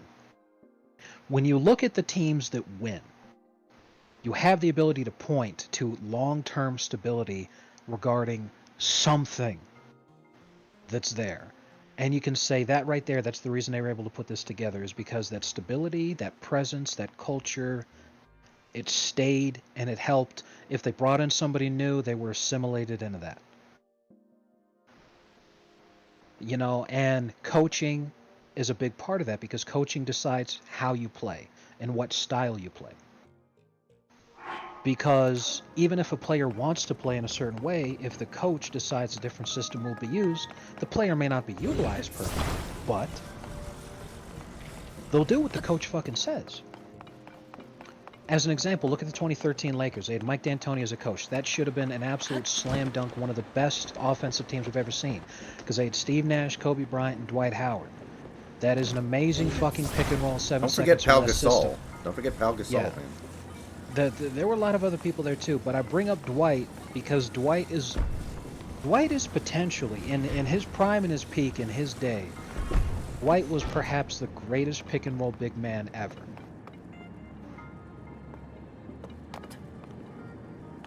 Big man ever. And Steve Nash is perhaps the greatest pick and roll guard ever. Now, granted, Steve Nash wasn't where you'd want him to be. You know, that was his last season. He was ancient, he was constantly getting hurt and all this other shit. But that's still like a dream pairing. And Mike D'Antoni's system is perfect for that kind of talent. Because of the age and the injuries and all that, they might not have been as good as they could have been, but if Dwight just went along with the system, things could have been very different. But instead, he was insistent on triangle, and he desperately wanted to play out of the post. But Mike D'Antoni's system has never been a post-reliant system. It's a pick-and-roll based three-point shooting system. And Dwight just didn't want that. Even though he's perfect for that, he didn't want that. Yeah. But that's my whole point, is that just because one player wants something doesn't mean he's going to get something. What the coach wants is what the coach is going to get. What the coach decides that how the team's going to play, that's how they're going to play. So when you constantly bring in new coaches, when you constantly change the system, when you're constantly fucking with shit, it's a real easy way to get your players to not perform at the level that they're capable of. Because you lose that consistency. And that was Spo's entire point. He's all like, once you take away what's been winning, and this is when he transitioned to talking about the Bucks and Budenholzer. He said the Bucks have been the best that they've been in decades with Budenholzer. You know, and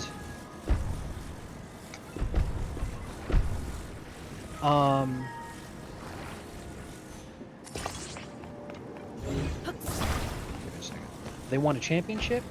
They've been very, very good every single year.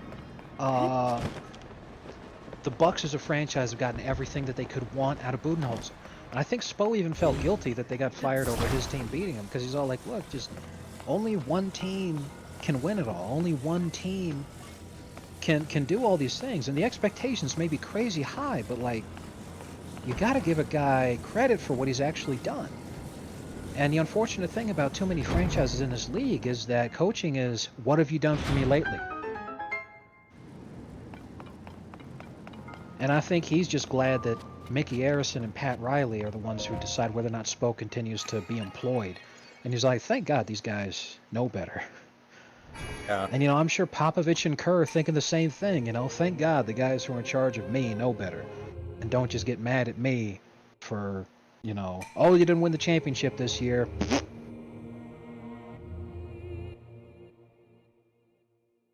I mean, I don't think there's anything wrong with trying to be proactive instead of reactive, but especially if the Bucks hire somebody like Mark Jackson, that's not better than what you had, not even close. Yeah, it's a huge step backwards. And at that point, like, look, Chris Middleton's probably going to pick up his player option, because if he does, he gets paid $40 million this season. However, Chris Middleton could be thinking, you know what, I might be able to make more money. He also might be thinking, you know what, I just want to change in pace, because we had something good in Milwaukee, but they fucked with it. I'd rather go somewhere else, especially if Budenholzer gets signed to another team before free agency starts. Middleton might just jump ship to go wherever he fucking gets signed to. Imagine Budenholzer goes to Phoenix instead. And imagine if instead of getting Harden, they end up picking up Chris Middleton. Now, that wouldn't have the same star power. However, there's only one ball. And when it comes to having a trio, if Chris Paul stays, when it comes to having a trio, Devin Booker, Chris Paul, and Kevin Durant, having Chris Middleton there as the fourth guy, that's pretty fucking good.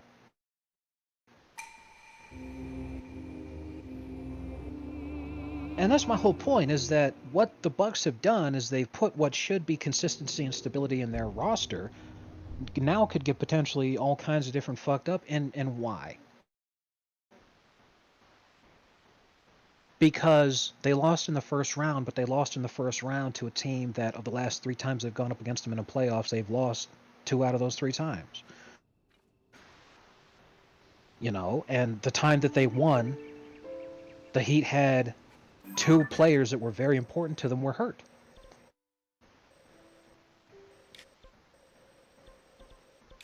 I really believe that the Bucks would have beat any of the other 6 teams that they could have potentially played in this postseason. Yeah, maybe. And it's really like I'm so mad that they fired Budenholzer because he's really good. He's the best coach that they've ever had. He won them a championship 2 years ago, their first championship since fucking Kareem Abdul-Jabbar's name was Lou Alcindor. And they fired him before he even had the chance to go to the funeral for his fucking brother who'd been killed during the series. And Budenholzer kept going. It's fucked up shit. Didn't even give this guy a chance. Like, I think Monty Williams getting fired is probably correct, honestly. I think that he's just not very good, and I'm fine I with that. think yes, I agree with you. The Monty Williams firing was correct. That the Suns overperformed with what they could do with Monty, and now is the time where they as a team, if they're able to keep Durant and Booker together, having a new coach and the right coach makes a world of difference for them. That takes them to a new level. Other than the Sixers, what was the other big one? Somebody had a fired coach? Toronto fired Oh, Nick Toronto. Nurse. That's it. Now, I don't really agree with that because Nurse was their coach during the championship win. And he also is not the reason that they suck. Like, the reason that they're not as good as they used to be is because that team that won a championship, almost all of them left. Like, the team blew up, basically. They've still got the right players there. If they keep them and just focus harder on trying to get guys in free agency or maybe make a couple of trades, they can reload and try again. Nurse is not the problem. So it's weird because it's like, well, what do you think you're gonna who do you think you're gonna hire to fix this? I don't understand it. Doc Rivers getting fired was absolutely the correct choice. He should never work as a coach in the NBA again. So Monty Williams and Doc deserve to go, but Nurse and Budenholzer, I don't get it.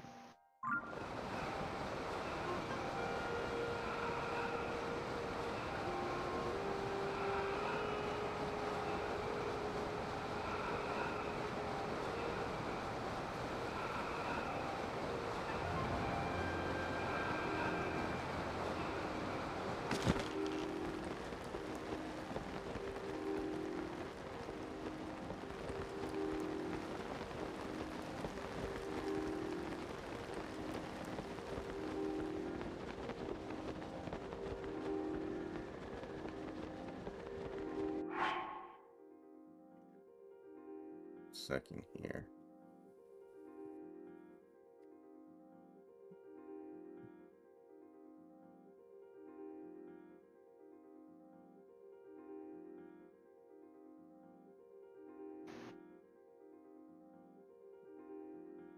Yeah, Vogel got fired, but that was last year.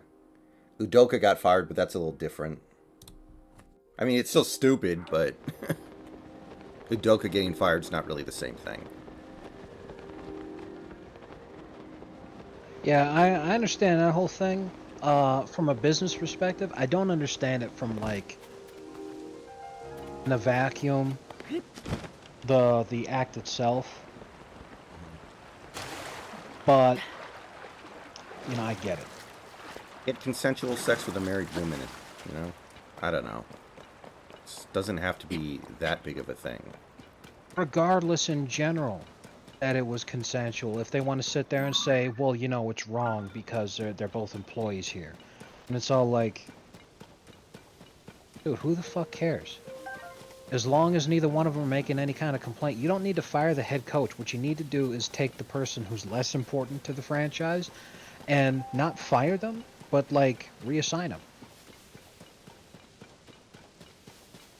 Yeah. And what I mean by that is, okay, so take them out of the office. Have her be working, distance working. If these two want to continue their relationship, fine. They still would in that instance because she's still in the city.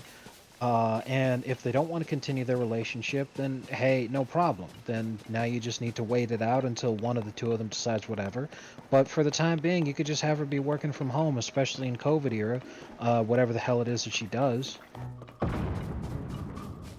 Sign her to some other thing, like I'm pretty sure the Celtics would have lots of different people who'd want to be moving around all over the country, doing various things, mostly interactions with other franchises. I could see that as being a thing.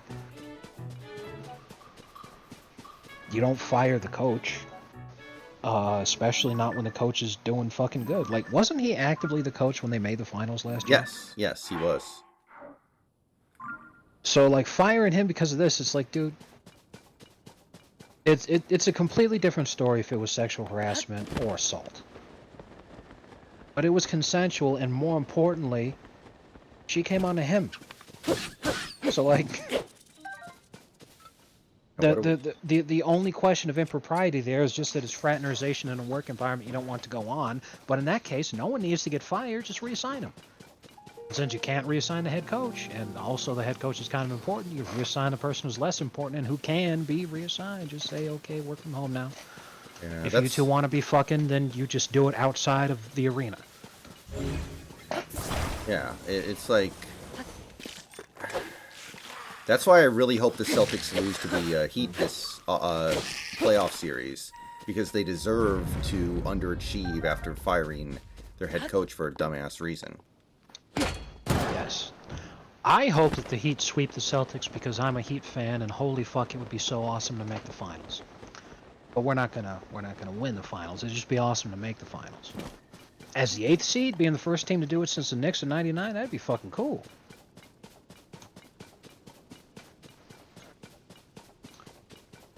Okay, let me ask you something. Should I, because I've been away for a while as I've been talking and everything. Should I offer Phil the minimum in terms of what he's most interested in, like the minimum to where now his interest meter starts to go down, and then like one tick above that, or should I offer him literally the max that I have available to offer him? Are you putting his acceptance at risk by doing that? No, because the interest meter is as high as possible, but I can't look at what the other team's offers are that they're giving him. So I I mean, can't see if what you I'm really competing want with. him, I wouldn't mess around, because he's such a hot Okay. commodity. Yeah, okay. Good point. Yeah, he's actually the only head coach in the league that has any offers at all right now. So yeah, I'll just offer him as much as I can. I mean, what else are you going to do with that money? It's not like coach salary comes out of the cap, right? No, there's the available budget, team's budget for the selected position is $3.3 million a season, which is still a lot for a coach now. But in terms of what people are getting paid back then, check. A max contract. Hey, Silver, how you doing? The absolute max per season, per year, in 1993, before the salary cap was redone, was $15 million a season. So 3.3, that's 1/5. So NBA max contract now.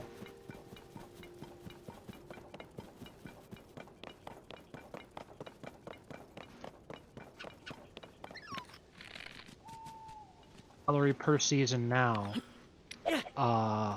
If they've been in the league for 6 years or less, 32 million, 10 years or more, 45 million. So 1/5 of 45.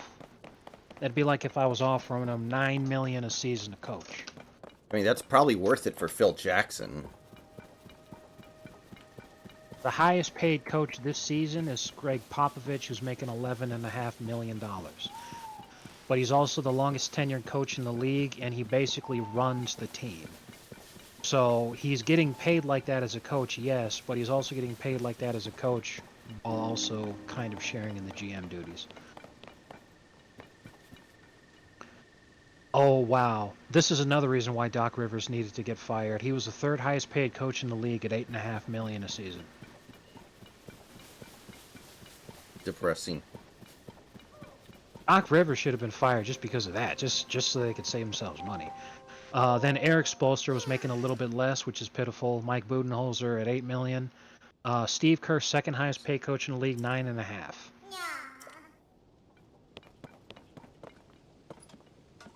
Wow.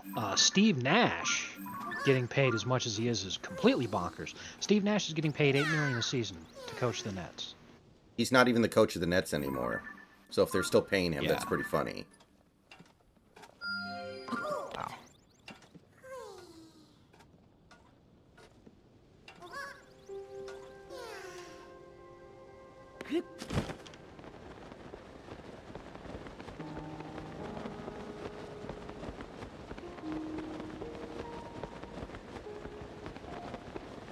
So yeah, I'll just toss the max at Phil. Fuck it.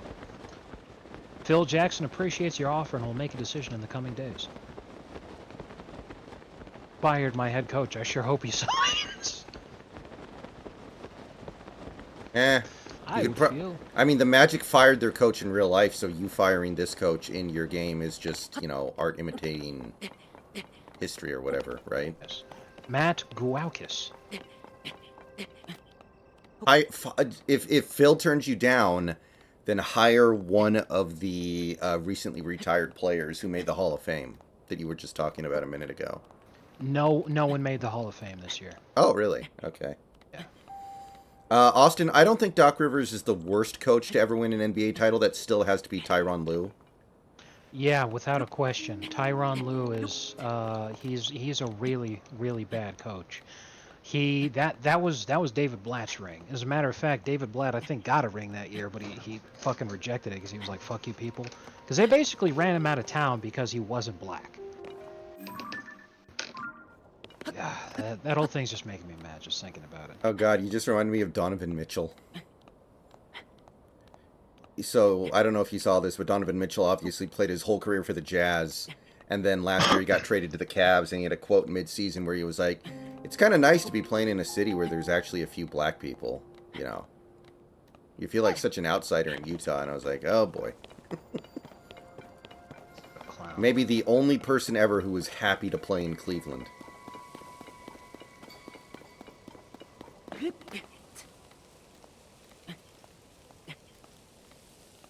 So Wings of Redemption was streaming. It's his first stream since the boxing match today, and he's just streaming from his room, like he usually does. Nothing special. But his attendance was like triple what it usually is, and the donations were just like a consistent flood. Like, Nice. he has completely turned around his reputation. Well, I'm happy for him. Yeah. Believe me, I think anyone who beat Boogie's ass would probably have a lot of people liking them now. Dude, this sucks so much. Fucking a Reddit thread from 9 years ago, someone actually tried to ask the question, who's the worst coach that won an NBA championship? And a bunch of people pop in with Spo. The fucking hate was so real. Oh my god. Because at that point, he was just viewed as riding the coattails of LeBron and Wade. I guess I can see why people would have said that. Oh yeah. But I mean, like, he's only been a coach since 2008. So by that point, he'd been a coach for 6 years. And you could sit there and say, well, it doesn't matter what he does as a coach because blah, blah, blah. But it's all like, Spo only had one losing season by that point in his career. And even now, like, fuck, he'd have been so good for so long. Like, I'm so glad we're finally past the point where people think that he's bad and everyone's like, yeah, Spo's probably one of the greatest coaches ever. Even people who hate him have got to sit there and say, yeah, Spo's definitely a top coach in the league. Didn't he make the list of 15 greatest NBA coaches when they did, like, the, 75-year anniversary thing? I'm not sure, but I love if that was true. I think he did. I tell you what, if Larry Bird retires and he gets the chance to be made as a coach, I'll fucking throw him in there because Larry Bird actually won Coach of the Year. Yeah, and then he retired after 3 years because of his philosophy that people stop listening to the coach after 3 years. Exactly, the stupidest shit. I wish someone would ask him, you know, is because like it's understandable to have that kind of mindset and everything, but it's all like, if you really felt that way, why don't you trade the players after 3 seasons or something, or like explain Greg Popovich and the Spurs, like, oh god, that is just so stupid. Be right back, everybody.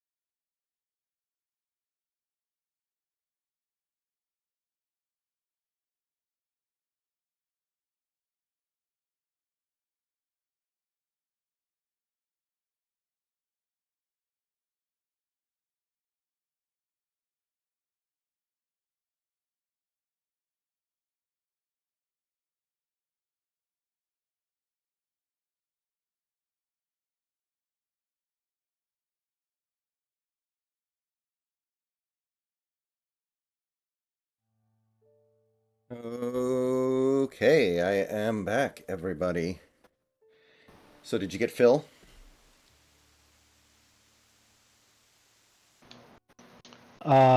Because he has a bajillion offers, he's mulling them all. So I got everyone else that I tried to get right now, but it's tentative.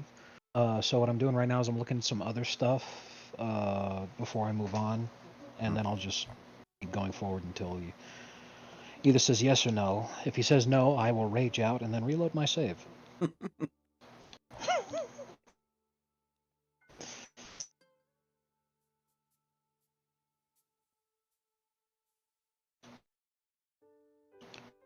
Shot Doctor, Big Man Coach, and the Red Cross. Is a master? Okay. Go for this guy. Wait, no. Is there a shot doctor for the triangle? It appears no. So I'll just fucking go with this, because that's good for the squad. Yeah. Yes, Austin, he's playing the new 2K. By the way, Snacks actually recommends the new 2K. He likes it.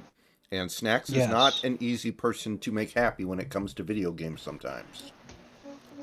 Especially when it comes to sports video games. NBA 2K23. If you're an NBA fan, definitely it has my seal of approval. I give it a huge thumbs up. I think it's worth the price of admission. I think my career is kind of stupid. However, I could also see how some people would really enjoy it. Essentially, the premise of what they were trying to do is to make it a basketball RPG. It actually feels like you're playing like a JRPG where you also play basketball. Um, it's kind of weird. It didn't hit with me. It might with some other people. I don't know. But the actual franchise mode is the best ever because of this eras thing that I'm playing right now. It's the best concept, the best everything I have ever seen. It is magnificent. And I wish truly that every other sports game out there did something similar, because if they did, there's no question in my mind sports gamers as a whole would be happier.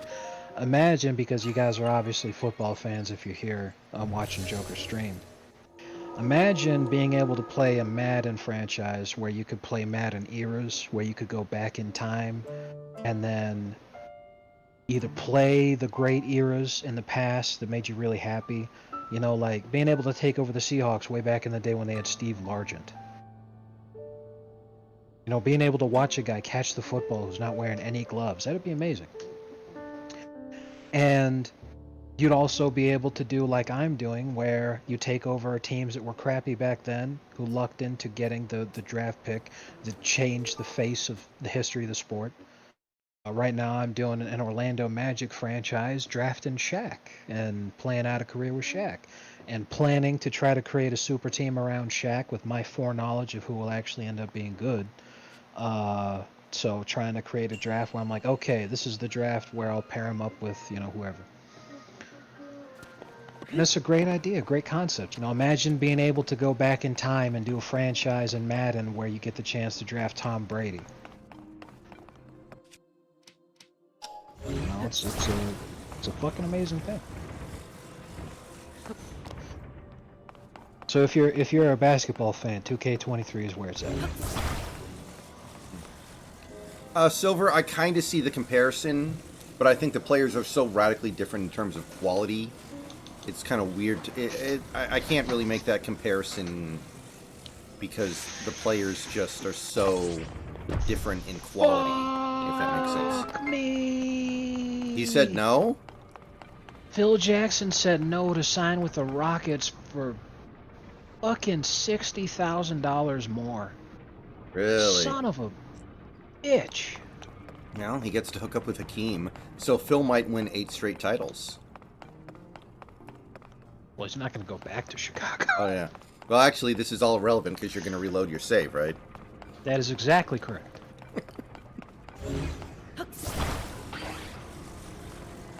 It's just like I gave him the max that was in my budget. I didn't have the ability to give him more. I would have thrown anything he wanted at him if I could have. Would you have pimped The out Rockets your daughter? just... I'm not Doc Rivers, but I would have. I mean, if you're going to send her to art school, you may as well get your money's worth out of it.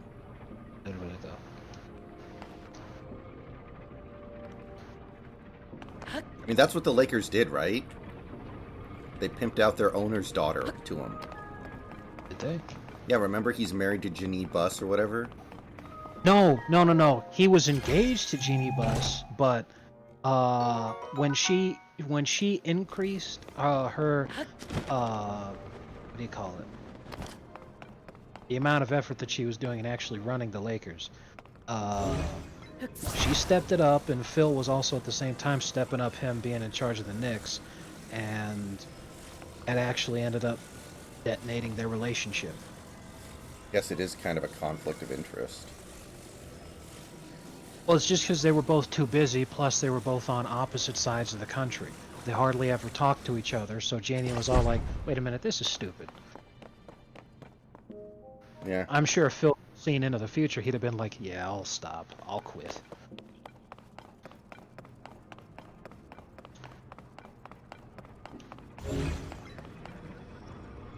Yeah, you know, Big Country, me and Snacks were talking about that the other day. Apparently, all they have to do to get the rights to Barkley is just start giving a little bit of money to the player retirement fund, and they won't do it. Like, it's actually really easy. Yes, Charles Barkley, when he gets asked about it, he's happy to talk about it anytime, because Charles Barkley is a huge advocate of the Retired Players Association. And the thing is that he knows that not every player is in the situation that he's in, where they have the opportunity to make a lot of money after they've retired by being continue to be involved in sport. So he's trying to make sure that they get taken care of too. So he said to 2K, he said, you don't have to pay me more. I just want you to pay the money that you would give to me, give it to the Retired Players Association instead. Why they don't do And it seems like a no-brainer. exactly. They just don't want to. I don't know why. Reggie Miller's not in the game because they didn't pay him enough. He said, I want more money, and it's for me, it's not for anyone else. And he actually asked for more money than anyone else. The amount isn't known, but 2K talks about it. They're like, yeah, Reggie Miller asked for more money than anyone else, so we said no. So keep in mind that like Michael Jordan could easily have held out and said, I need way more. A likeness. Reggie asked for more than him. That's insane. Okay, I don't have the ability to get Phil because I've tried it. I've reloaded 4 or 5 times now, and he always signs with the Rockets and he takes their deal because they can pay him more. I can't pay him, All so right. Well, what are your other I will options? just I will just hope that because I mean like I'm trying to continue to suck anyway. I don't care. I'll just hold on for 2 more seasons or whatever the duration of Phil's contract is, and then try to get him again. But What if? ugh. Wait. What if you just let a random Magic fan coach the team every night for the whole year? The coach for this game is the fan sitting in seat 0001 C. Montgomery Burns. You're trying to lose, Oh, right? oh, the crowd here in Orlando not happy about this one at all. And here come the pretzels. Shaq devouring each of them as soon as they hit the court.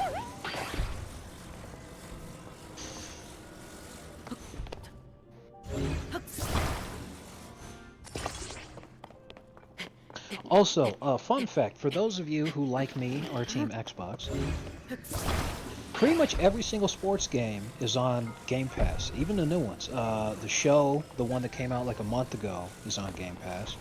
I was playing that; it was pretty good. The most recent hockey game is on Game Pass. I'm pretty sure Madden's on EA Play, which is basically an upgraded Game Pass because it just like EA is as EA is. They just charge an extra fee to get their games added to Game Pass. But if you do it, then Madden's there. Um, I wouldn't be able to tell if 2K23 is there because I bought it, but maybe I don't know. So that's cool too. But yeah, being able to play the show for free, that's pretty cool.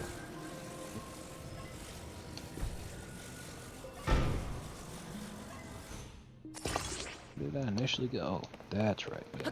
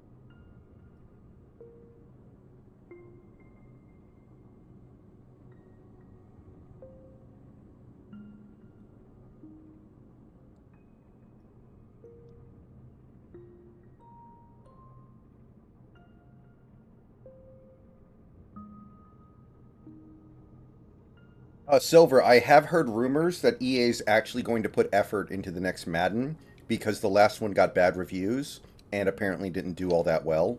So they're actually going to start trying again.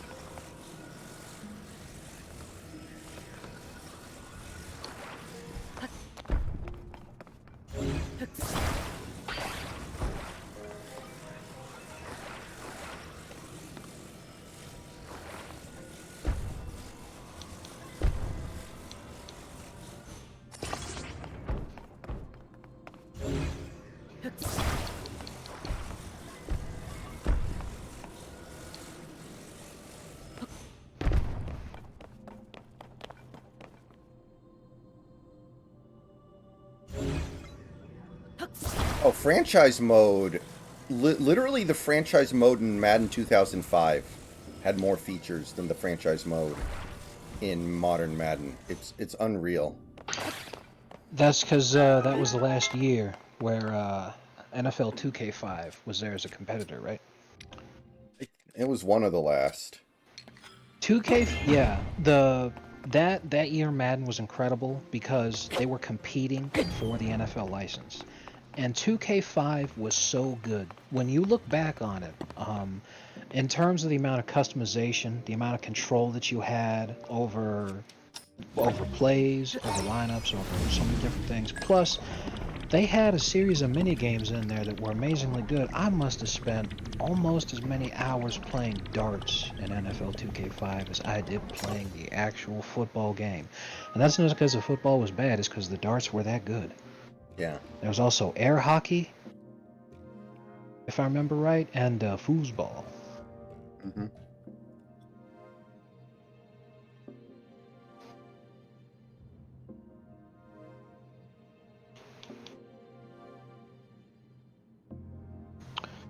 Use a domestic scout? Fuck you. We got plenty of scooting already. So yeah, we'll just move on here. I wish you could trade coaches. I would just force a trade with the fucking Rockets. Oh, I'm so upset. Oh, gosh. I can't believe Phil is willing to throw away the opportunity to coach young Shaq over 60 grand. What a booger. Seriously. What a goober. Seriously. I'm all like, dude, if you wait until the fucking caps go up to where we can afford to pay you more, like, come on, dude. But I mean, again, if you think about it from his perspective, yes, he's getting more money. He's also got these were Hakeem's championship winning years that he gets to coach, so it makes sense. I'm just disappointed because I'd have got him.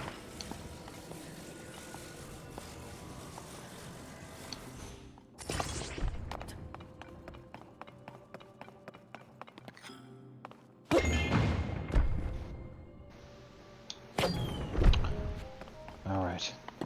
It looks like I don't have any other choice. I'm gonna have to manually switch my team to the Rockets so that I can fire Phil and then re-sign him with Orlando. I'm just kidding. They got him locked up for 4 years. Are you fucking kidding me?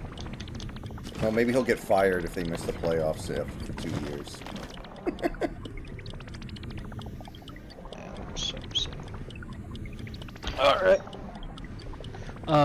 I just saw what time it is, and even though this is a heartbreaker, this is actually a pretty good spot to... Oh, I'll go ahead and do the draft first. That makes sense. Is there any way you can, like, use your, the many draft picks that you have to, like, trade up?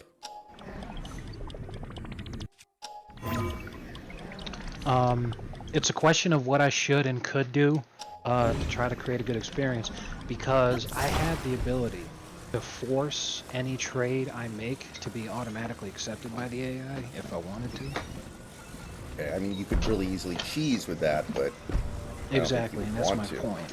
That's my point. I'm not necessarily wanting to, because this first draft, like, Penny and Shaq were a good duo in real life, but that's because shooting wasn't as important in the real life NBA as it is in a game. Um, I don't think our offense would look that good. I agree. And outside of Penny and Chris Webber, this draft actually doesn't have a whole lot of talent of any kind. And what we really need right now is offensive talent because we have plenty of defense on the squad. We have plenty of rebounding on the squad. We need offensive production. And we don't have that. So this just isn't the draft to trade up for. Mhm. But in the 94 draft is Jason Kidd if we wanted to do that for him. In the 95 draft is KG if we want to do that for him. And in the 96 draft is Steve Nash, Allen Iverson, Kobe Bryant. Also in one of those three drafts, I forget which, T-Mac. Hmm. I'm kind of thinking about too. Oh, and also if T-Mac's in there, then so's Vince. Would probably be a better pick. I thought The McGrady was point, a better player in his prime than Vince was, honestly. absolute peak in terms of just being capable of scoring, but Vince was more consistent, and his peak lasted a lot longer. His career lasted a lot longer, and T-Mac had a really consistent ability to completely throw away leads just by taking bad shots. Some of his most historic moments are because the bad shots he was taking went in, but usually late in the game, he would just chuck, like Mhm. constantly. It was weird.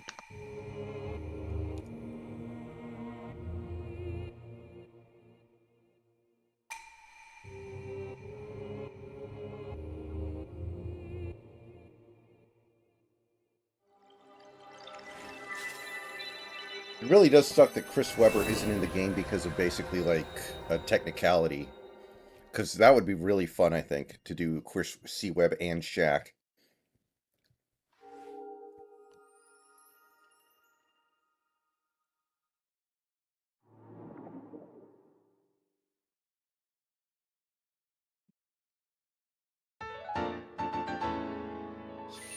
All right. And another one. And another one.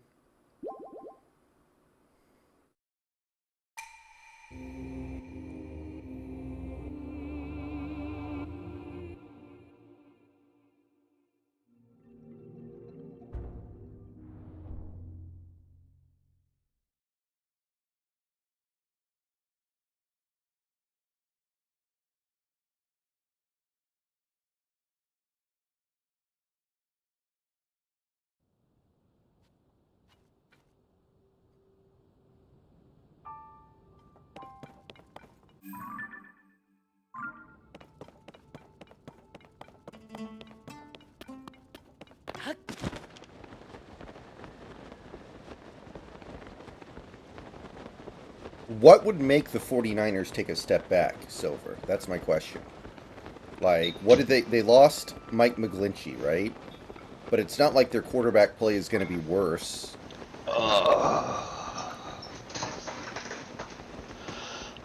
You know, Did it one thing that actually really sucks in the era's mode, though? vacuums? When the jersey changes take place for whatever franchise it is that you're playing, when they update their look, you can't use the old look. There is no retro jersey. Oh, that seems like a weird oversight given all the other little things they kept around. Which is kind of confusing to me because I sit here and think, like, if you had the patience to sit through to reach.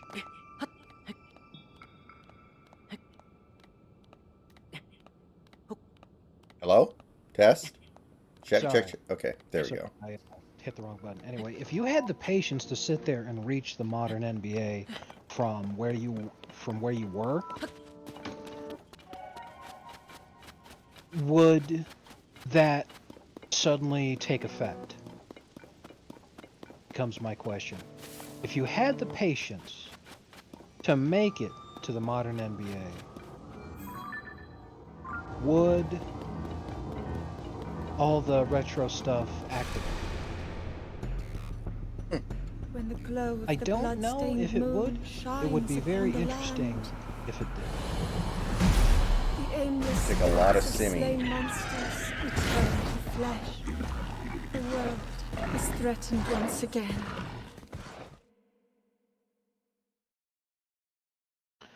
It wouldn't really feel like that long though, because like all you got to do is turn off injuries and turn off the CPU trade offers, and you could just hit sim regular season, and you'd get through it pretty quick.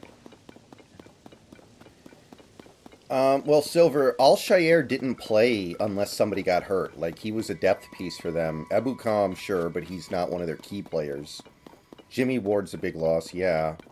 I don't think D'Amico Ryans matters that much. I mean, the offensive line looked great when they played us. Mosley, maybe. I don't know. They didn't really lose anything on offense, did they? Like, they have everything on offense except for McGlinchey, who I don't even think was very good. So, I'm not really seeing it. Welcome to the 1993 NBA Draft. The Sacramento Kings, with the first pick in the NBA Draft, select Anthony Hardaway from Memphis. And then everyone else sucks because C-Web is menace. Remember Shaq's Godfather analogy? No. He was asked, like, I think this was when he was on the Heat. He was asked about, his perimeter superstar teammates that he had. And he said Penny was like Fredo, Kobe was like Sonny, and Wade is like Michael. I always thought that was pretty good. That is so mean. Oh, man. All right, the Celtics took Sam Cassell with the 10th pick. How about that? Oh, hell yeah. The Wizards are actually the Bullets. Nice. The Les Boulets.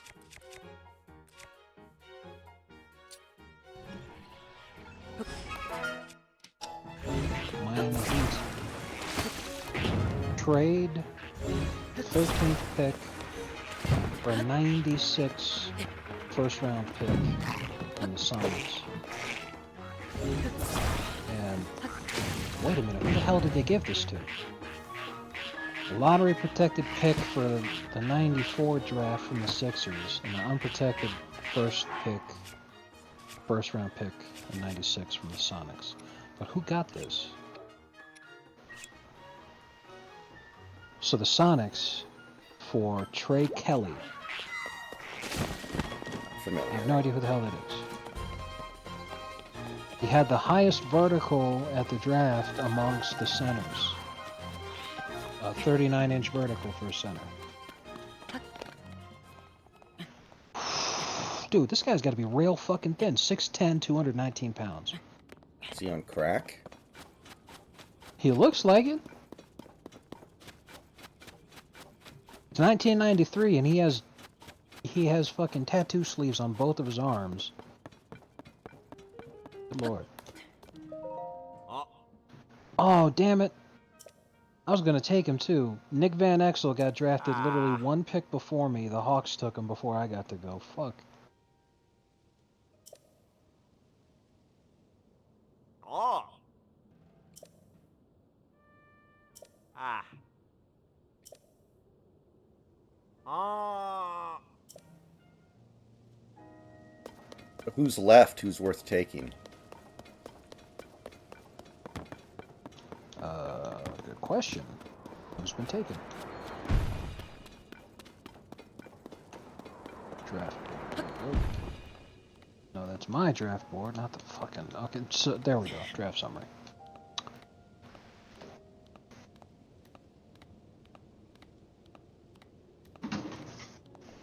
Now, Silver, the ceiling of our season is 17-0, and the floor is 0-17. That's how it works, right? It's The like how ceiling was what your walls are holding up. it's like how everything always has a 50% chance of happening. It either happens or it doesn't. I like how you just totally ignored what I said. You just, what? Ah, that's good stuff. Load-bearing walls, Jerry.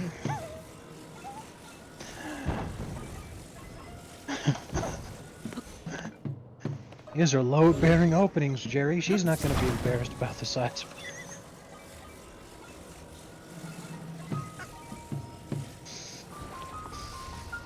You're not so bad. You just need a nose job is all.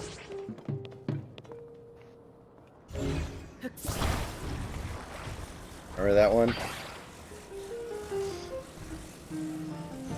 George is dating a woman who has a gigantic nose, and they're trying to figure out how to, like, subtly indicate that she should get a nose job. And they can't figure it out, and then Kramer just comes in and sees it and is like, you just need a nose job is all. Like, they spend all that time trying to figure out how to do it without being rude, and Kramer's just like, I have an idea. Oh man, this is fucking nice. One of the Twitter accounts Razor follows and retweets pretty often is Sal the Agorist. Yeah, I've seen that one. He had a good post earlier today, and some communist came along and added a Twitter community note. I didn't know this. Apparently you can vote on those Twitter community notes on whether or not you find them helpful, and if enough people voted as unhelpful, the community note will disappear.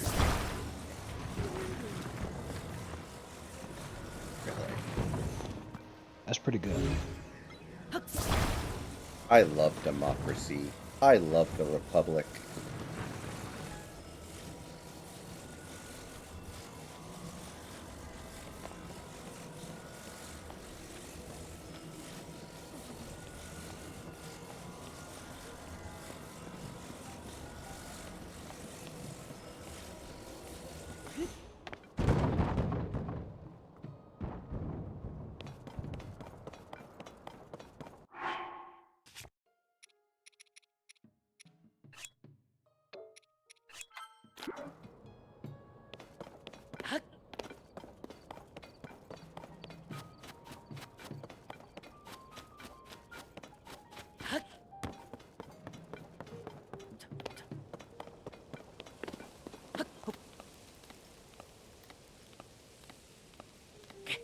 As if that shit isn't enough, they used a fucking fake profile just so that no one would be able to see who was writing that fucking thing. Oh man, that's that's pretty funny. Alright. So, anyway. Yeah? Who'd you draft? I'm still looking at who's available that hasn't been taken yet. That's good.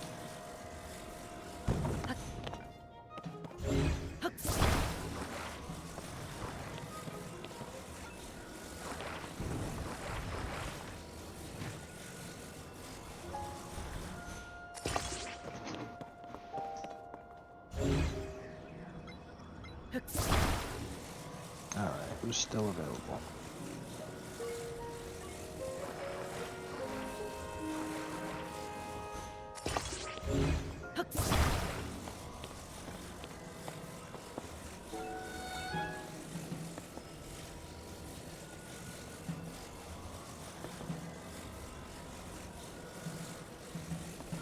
Really just looking for anybody who at least made an all-star game who's still available.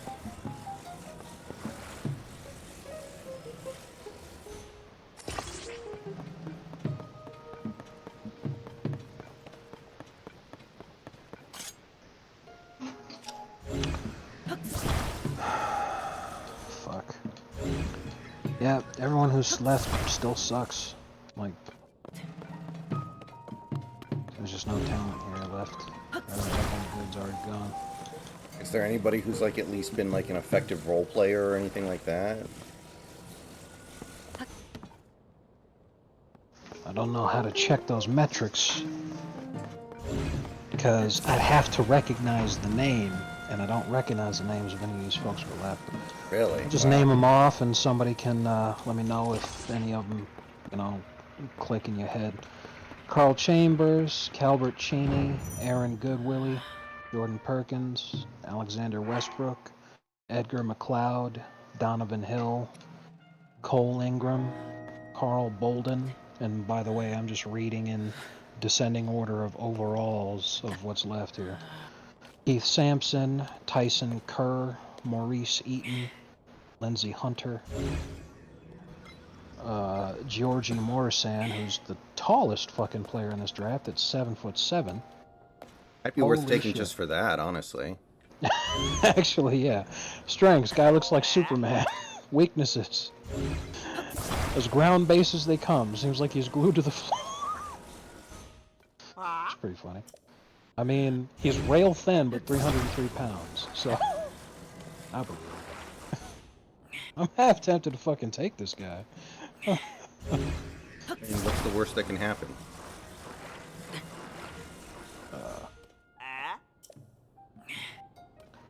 Got Christopher Ball, who I think is Lonzo Ball's grandfather. Could you actually imagine if LeVar Ball was in this? If he showed up in the draft, I'd fucking take him first overall. Just for the meme. Oh man, I would fucking tweet at LeVar Ball and be like, "Hey, did you know that you're in the NBA my eras? You should do a franchise and become the GOAT." Say whatever you want to say about him, but what he did worked really well. He got all of his kids drafted, didn't he? Yeah. Yeah, I'd say he did a good job.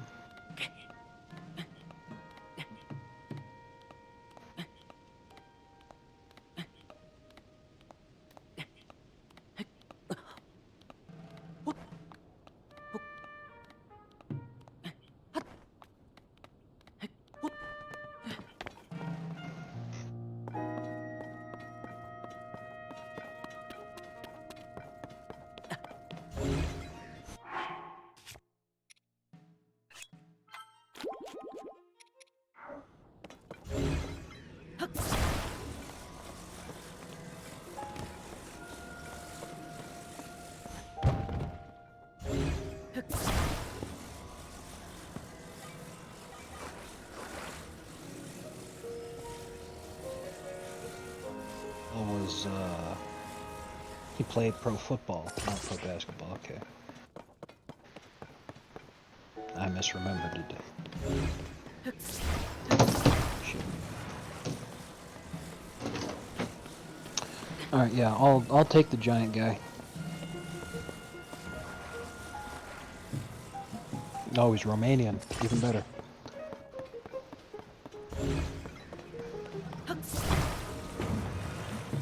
I mean, even if he sucks, it'll be a good meme, right? Exactly.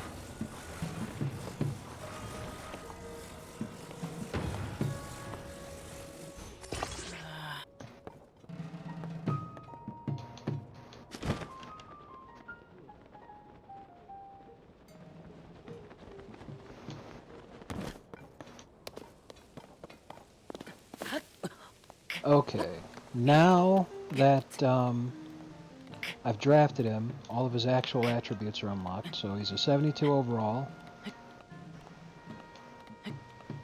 an 80 standing dunk, pretty good.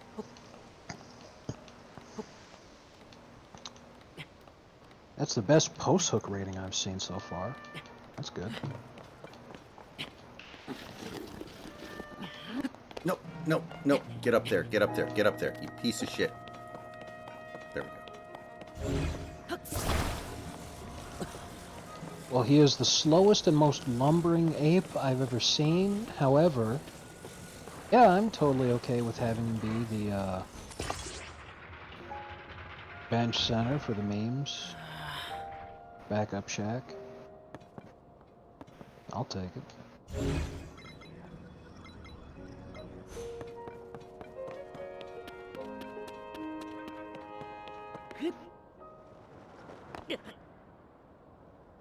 Do we have any? No. Maybe we can make a splash in free agency. I don't know. Turn him into your 3-point shooter. I can't. His 3-point rating's 25. It's the lowest it can be. In order to do that, I would have to spend more seasons developing that shot than I think he'll last. It would be nice, but I was actually I watching... mean, I could just cheat and then just like up his 3-point rating to like 99. But what the hell's the point? I was actually watching this YouTube video of, most unlikely big man threes in NBA history. And there was actually one section where Manute Bol just randomly caught fire and hit 6 3-pointers in one half. He's launching them like a shot put. Freaking incredible. Wow, what a legend. It's actually a surprising amount of talent in this free agency class. These are all guys who are unrestricted free agents who have decided to test free agency. Looking at David Robinson, Sean Kemp, Isaiah Thomas, Dennis Rodman, Larry Nance, Vlade Divac, who might be worth going after, actually. You don't need another center, though. Unless you're going to run like the, not the Twin Towers. It'd be like the Triplet Towers. What I mean. You're fine, right, guy? I can't tell that you're drunk. I can.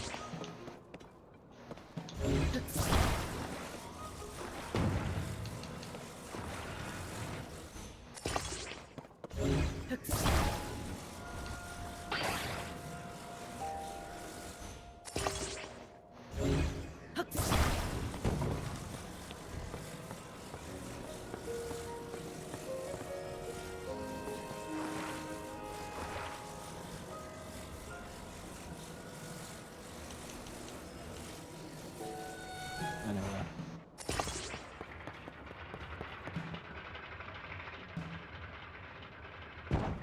God dang it. I can't remember. Did Vlade have a jump shot? Let's see here. Yes. Yes, he did. He's really good at shooting. So between the fact that he's really good at shooting and he was really good at passing, if I can make my triangle happen and throw him in as power forward, that would work out real well, I think. However, I also think that may be long-term not the decision that I want to go with, because I'm kind of thinking I'd rather have other guys be backing up Shaq as the power forward. Okay, I'm looking at it Yeah, right I'm now. not going to go So, for it. in Vladdy's best seasons, when he was in Sacramento, he shot 35%. Wow, actually, okay, here we go. No, okay, I was looking at it wrong. He shot 43% from 3 to 10 feet. There were some seasons where he shot 40% from mid-range. He was never a good 3-point shooter, but no centers really were back then, except for what was the guy's name? The guy from Russia who came over and played with the Blazers for a little bit with a gigantic head. Sabonis.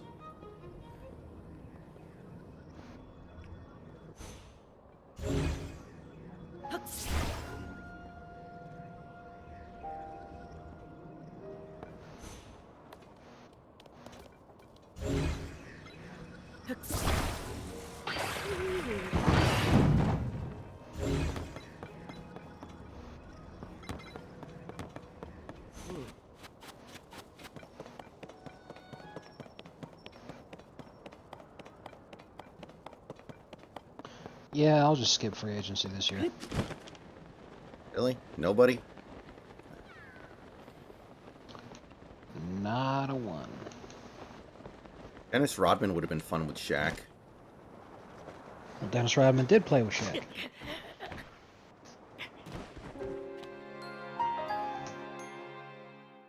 Wait, what? Where? On the Lakers? Yes. Oh, I forgot about that. I think you're right, though.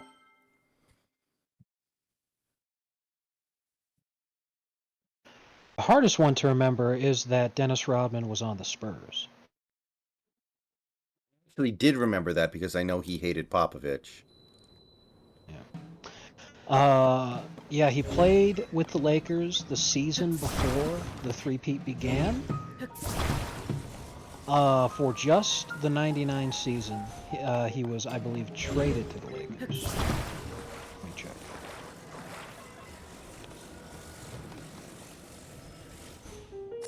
So weird, a player that good, and yet he is so toxic.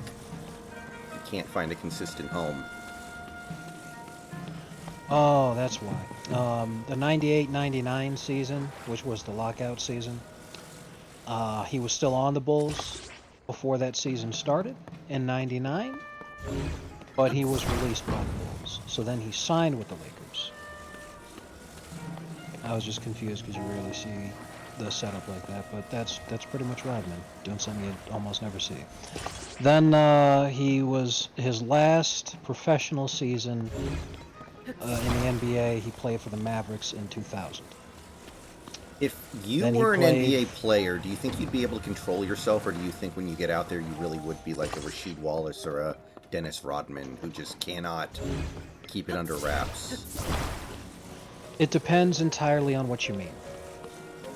If I was always crazy good at playing basketball, and I knew I was going to have a career as a professional basketball player, if I was groomed for that kind of thing from a young age, like most pro Oh. athletes are, probably not.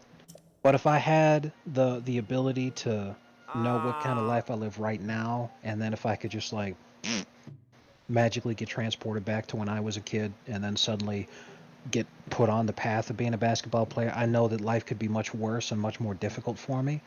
And to sit here and be like, you know what, at the end of the day, I don't give a shit. Because for me, the only thing I would care about is money. As far as Ah. winning is concerned, I'm like, dude, I don't give a shit about my quote unquote career as long as I can keep Ah. playing. Oh. So, in those circumstances, yes, I'd easily be able to keep myself under control. But if I knew I was going to be a professional player the whole time and, doing anything else with my life had never even occurred to me, it's a lot harder to say because I'd be a completely different person. And I know that I have a temper and I get frustrated really easily. So, probably I would end up being more of a. What's the name of that one tennis player who's angry? No, not Pete Sampras. John McEnroe.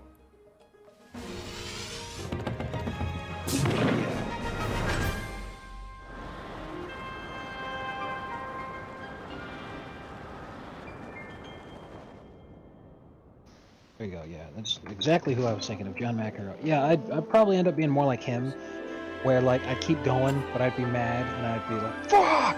Just like I don't think I'd be constantly getting teed up, because I wouldn't be screeching at other players. I'd just be like, "Come on, that's a load of shit. What the fuck?" Like that kind of shit. Not necessarily at anybody. I'd probably get some texts here and there from just pissing off refs by yelling at them, but I don't think I'd yell at anyone else. Like, I'm thinking about that whole ball don't lie thing with Sheed, where he literally screams ball don't lie, knowing he's going to get ejected if he does it, and he does it anyway because he cannot stop himself. Like, It's about sending a message, that's right. yeah. It's like, yeah, I know I'm going to get ejected, it's fine. I didn't need to play in this game anyway. I'm like 39 years old at this point. My team doesn't need me. Exactly.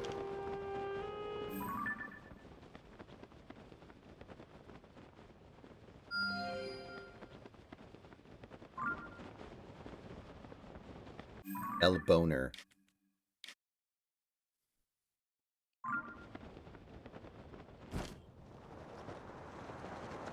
Alright. So, yeah, I've basically got all the players that I want to sign for the foreseeable future.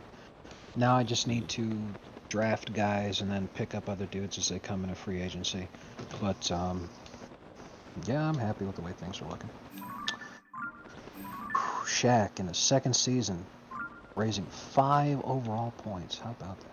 Has Shaq gotten his VC yet? Yes. Oh my god. Driving layup 94, standing dunk 96, driving dunk 90, close shot 94, post hook 93. My god.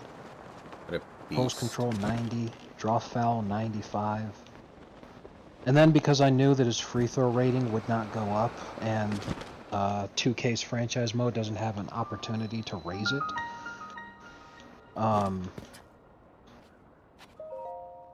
like there's no training you can specifically do to increase your free throw rating in the franchise mode.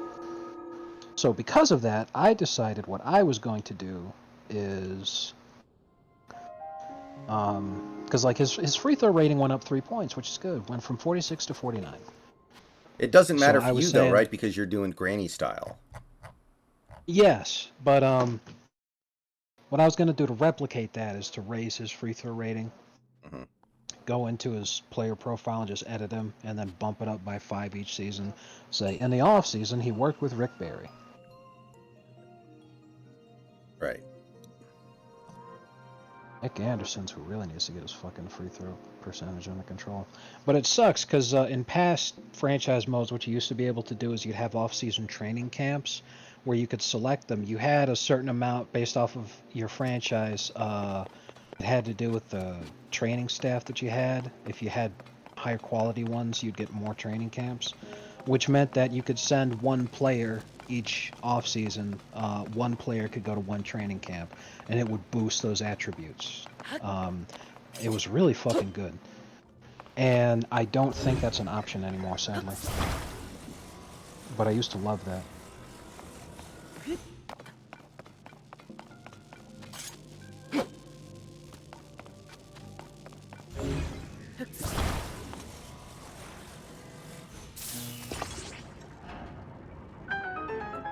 No problem.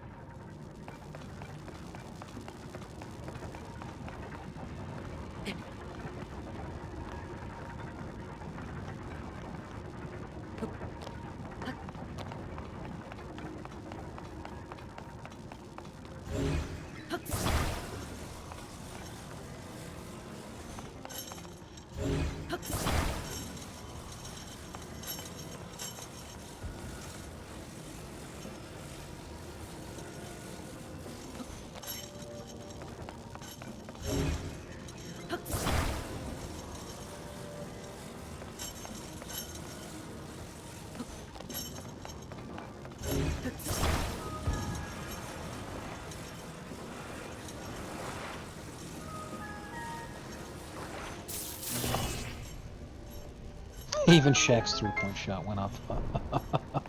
Shaq's three-point rating currently 31. Right. Nice meme. Oh, that's right. You're working tomorrow, right? Today's your Sunday? Yes. Okay. Yes. Well. That's correct. Yeah, his face scares the shit out of me, this Georgie Morrison guy. I'm gonna Google him right now, because considering that was 30 years ago. He's 7'7", he might be dead. Nice, still alive, 52. I think I remember Tied him. with Manute. Tied with Manute Bol for the tallest player to ever have played in the NBA. In real life, he was actually drafted by the Bullets. And he was on the Nets for a season, and his NBA career was about 7-8 years. He won Most Improved Player in 1996, and he was the league leader in field goal percentage in 96 and 97.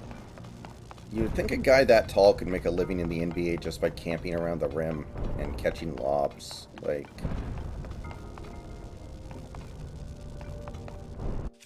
I mean, basically, like, he actually did pretty good. He never played very many minutes, for reasons I think would be obvious. He averaged like 21 minutes a game in his career.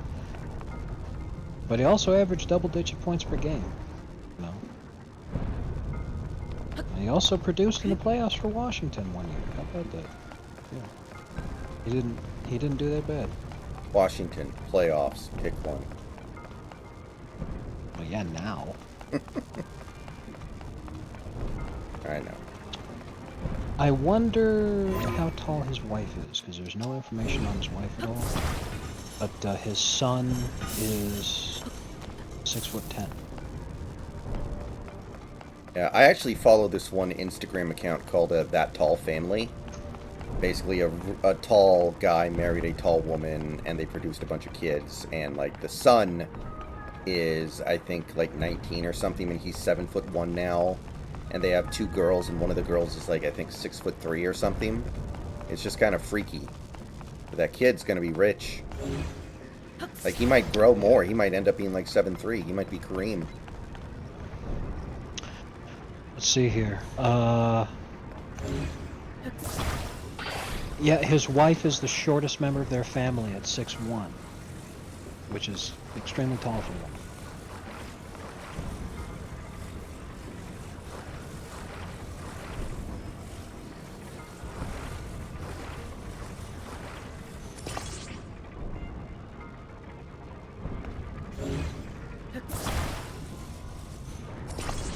Well, anyway.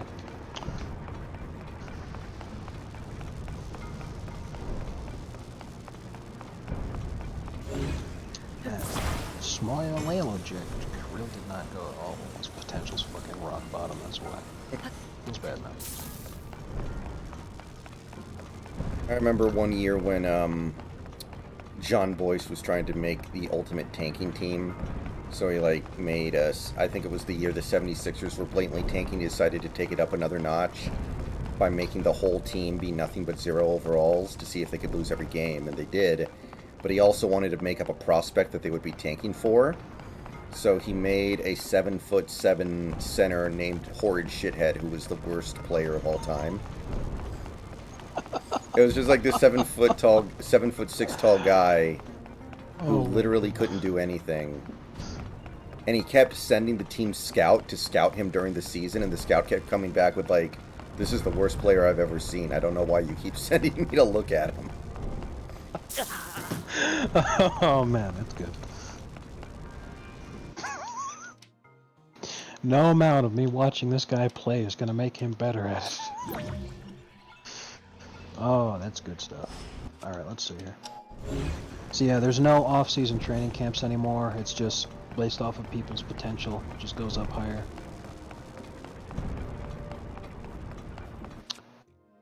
But I'm gonna get in there and edit Shaq's free throw rating and pump it another 5.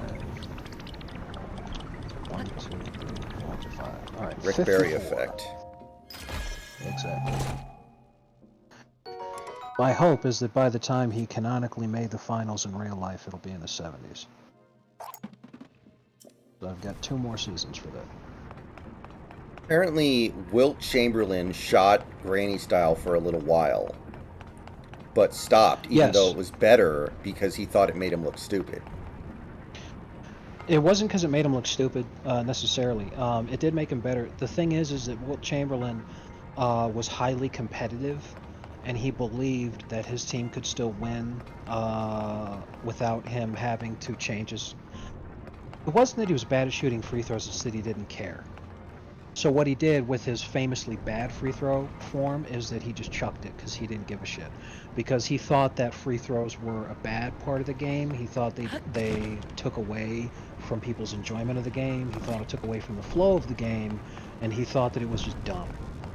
However, he was highly competitive, so that in instances where the free throws really mattered in a very important game, he actually tried. And yes, when he actually tried, he did use Rick Barry's form.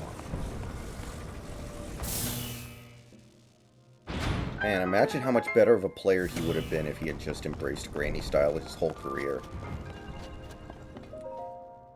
Well, for the most part, he always was an excellent and phenomenal player. He just was never able to win as many championships as Bill Russell, because Bill Russell had a much better team than Wilt had. But, you know, it didn't make that much of a difference overall. Alright, guys, I will be right back. Give me a few minutes. Be back shortly. Oh, which means this is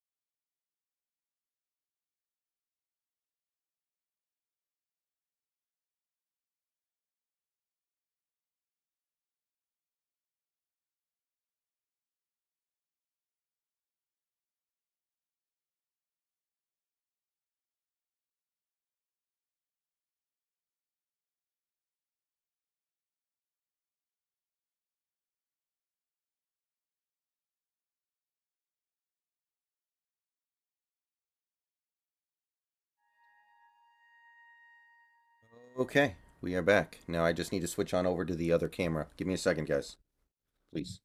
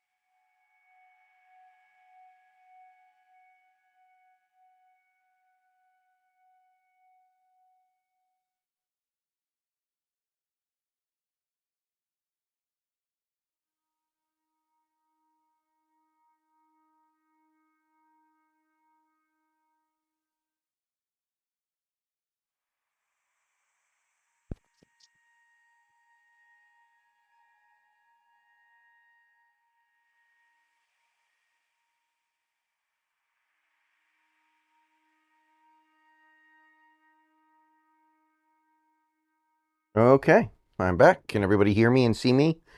Everything good?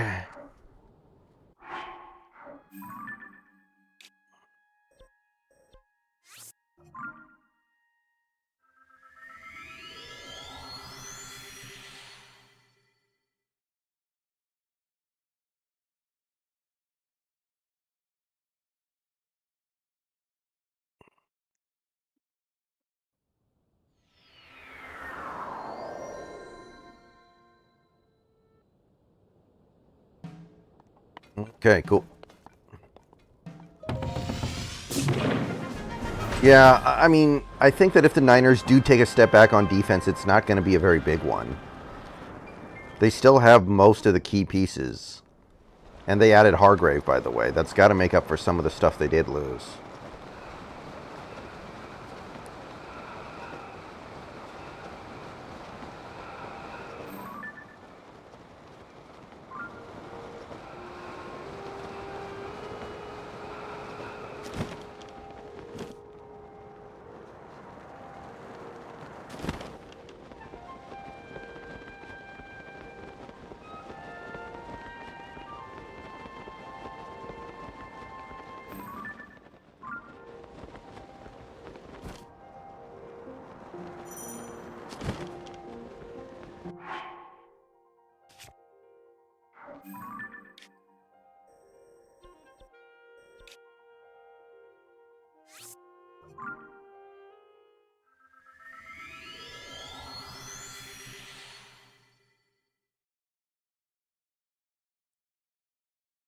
I don't think their quarterback play is going to be worse.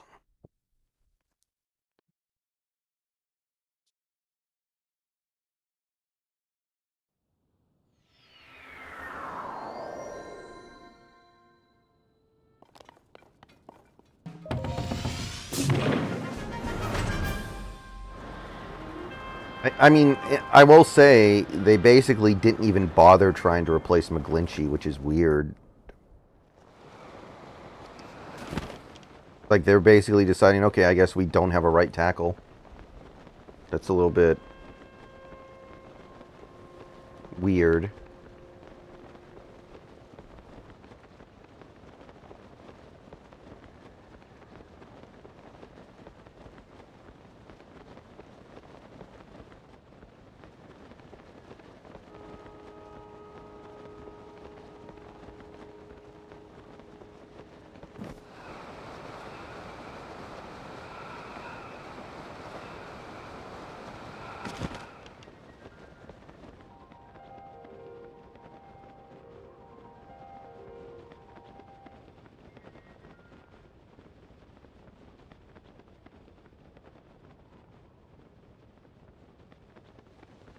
Eagles have one of the greatest pass rushes of all time, though. Okay, what do we have here?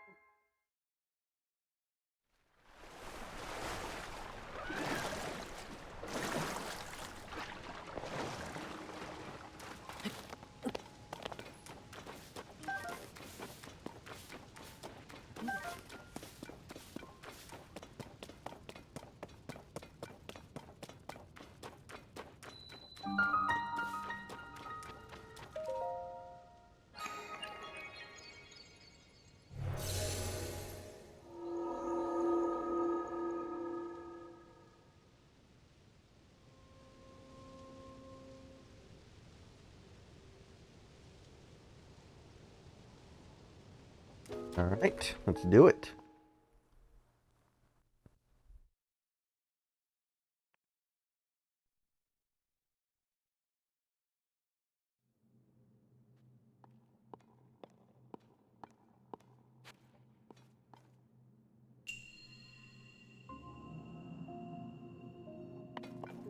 Ooh.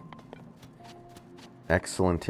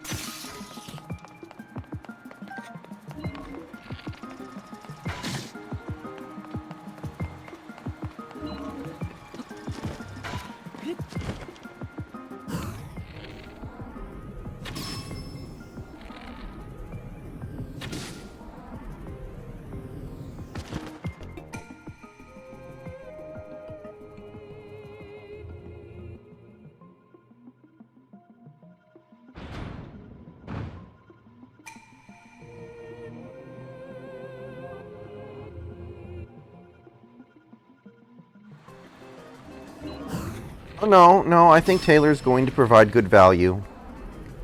I'm not anti-Taylor like the way some people are. But I don't think he's ever going to be great.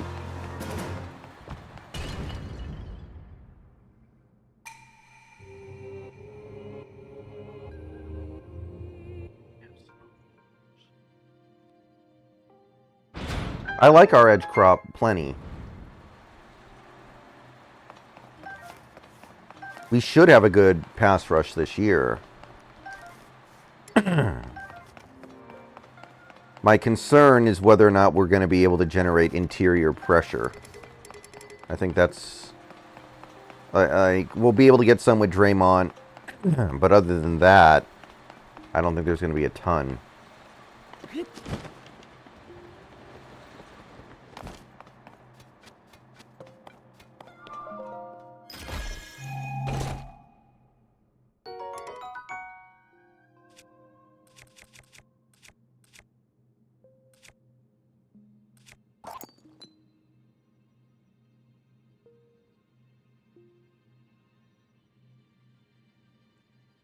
To my recollection, Braden Willis's main, interesting trait was that they used him on a lot of trick plays. They would do the Philly special with him. He would, do plays where he throws the ball. Like, he's the quarterback, in effect. I liked that. That was fun, but I thought he was worth, a 6th-round pick.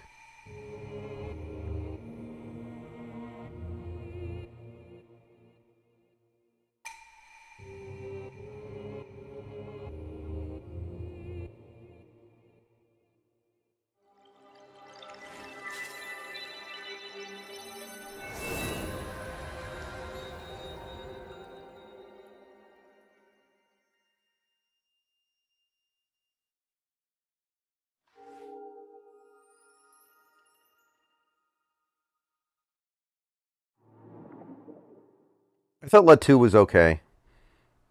Niners did have the worst draft of any team in the league, but partially that's because they didn't have any picks. But I do think the Niners had the worst draft. The Broncos didn't have very many picks either, and I thought the Broncos did way better than the Niners.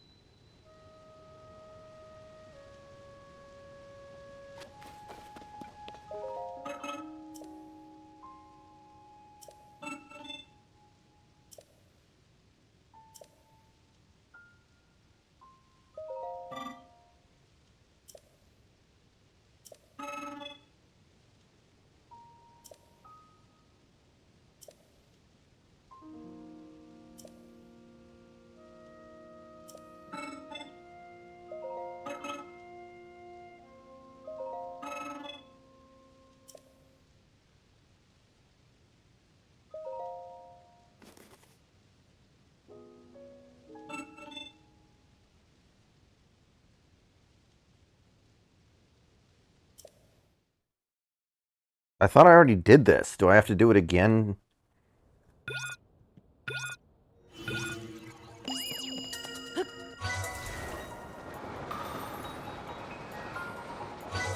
I mean, I will say, I think drafting a kicker is way better than paying a kicker $5 million a year.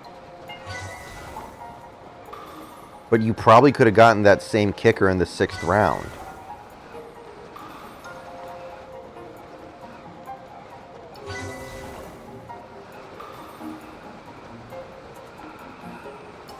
The safety they got from Penn State tested terribly too, I think. I was not a big fan of him. His testing numbers were atrocious. I think that's a concern.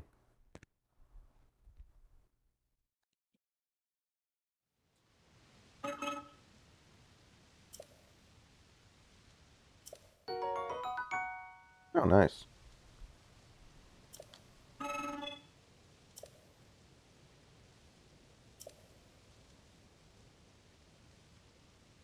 Oh, I can dive.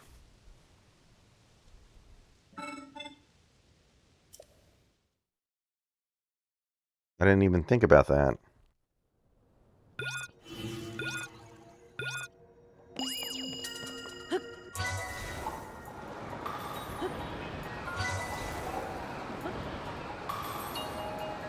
Oh, okay. Okay, that's actually going to be really hard to time up. I'm not going to worry about that right now, then.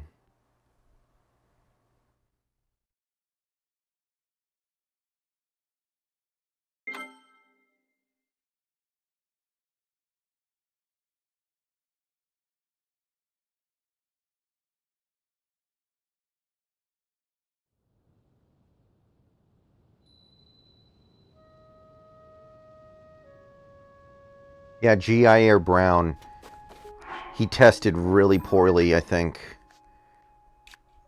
He was one of the guys that I didn't really get coming out of that draft.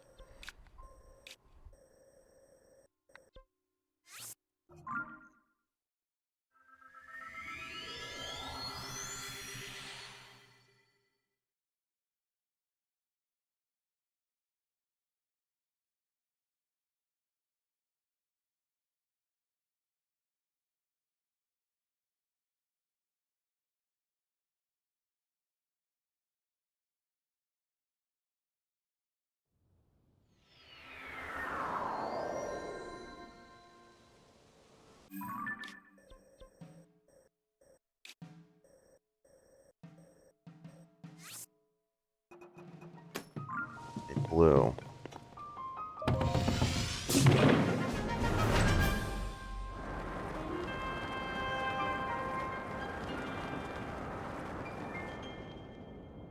Niners always screw up with their first rounders. So having a first rounder next year really isn't that great.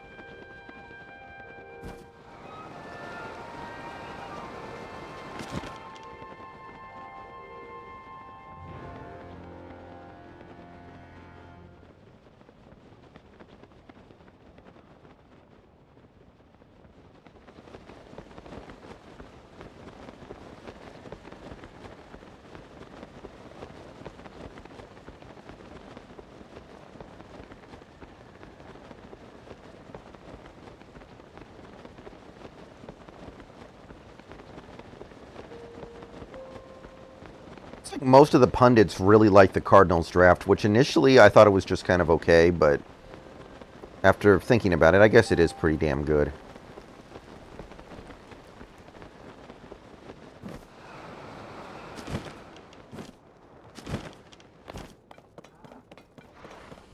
Oh crap, oh crap, oh crap.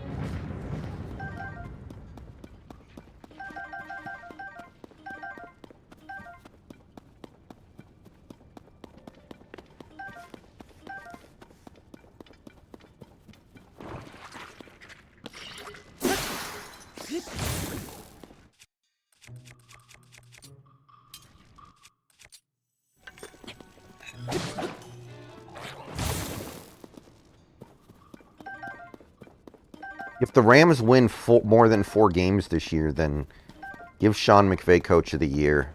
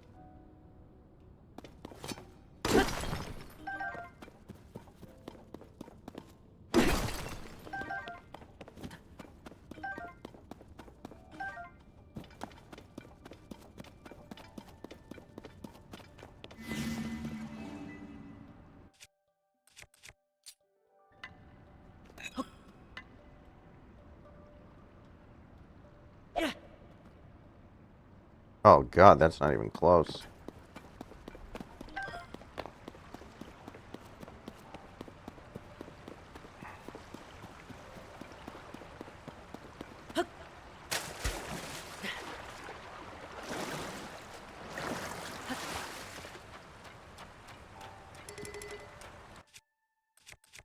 Oh.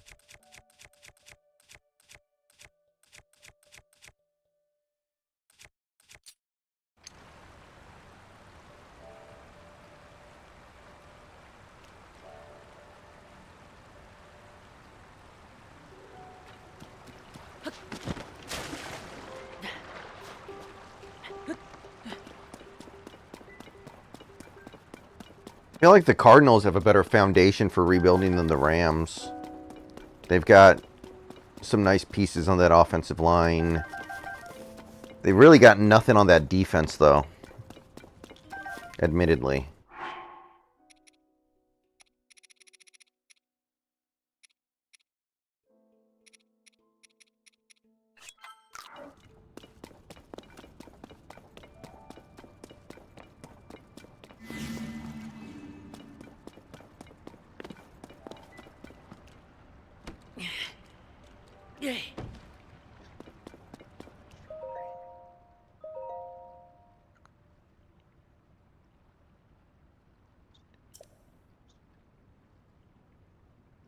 Spear with a wing.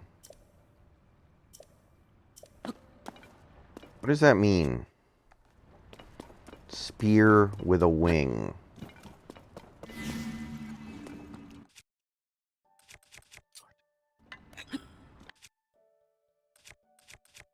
Is there like a wing around here?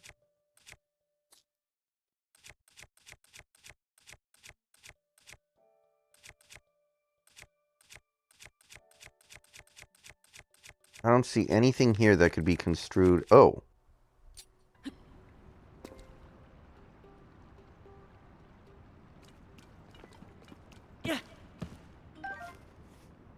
Hmm.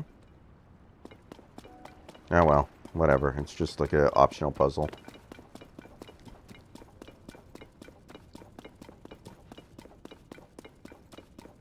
I can't throw the spear that far. Like, I'll try it again, but the spear, like the ring I'm supposed to throw it to is way over there. And I have to stand here. like the spear doesn't even really come close.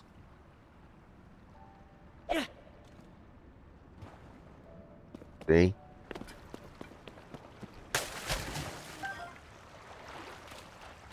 There's probably something I'm supposed to put on the spear that will make it fly further that I just don't have yet. Ooh. I actually didn't think there was going to be anything in there.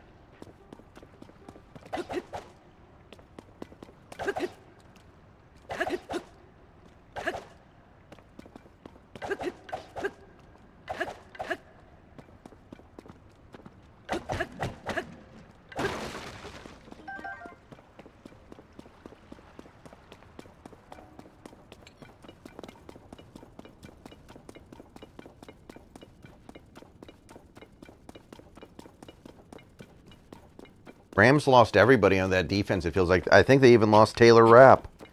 And Greg Gaines and Ashawn Robinson and Leonard Floyd. And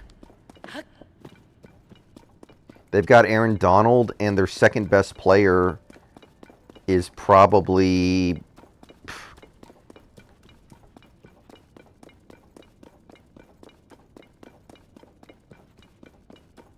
I don't even know, you know? It's really hard.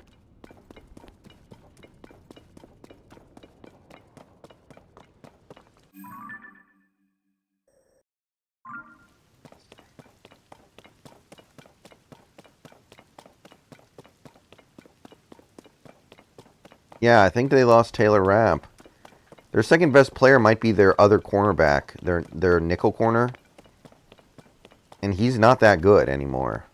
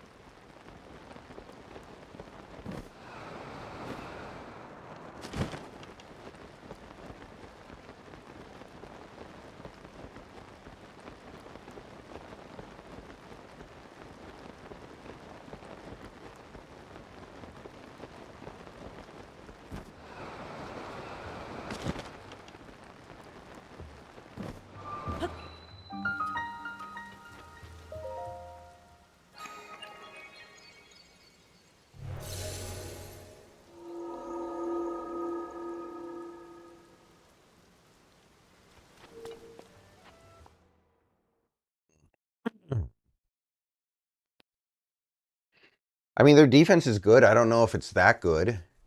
I don't know if it's like in contention for best defense in the league yet. which is what Denver was for most of the year last year.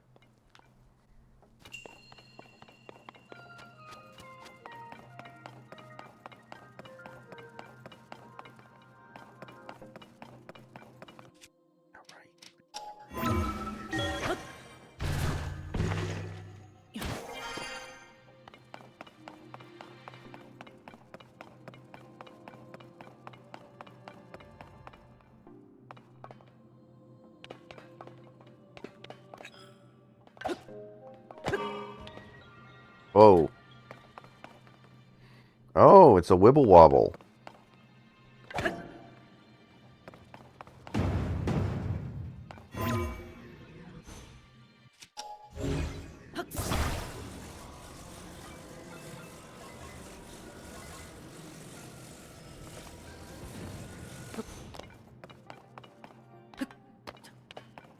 Okay, let's try.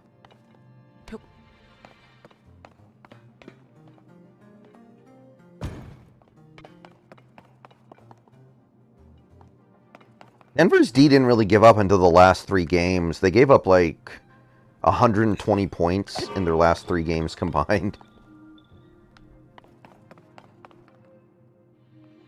You know, I actually think I had the right idea there. Oh, shit.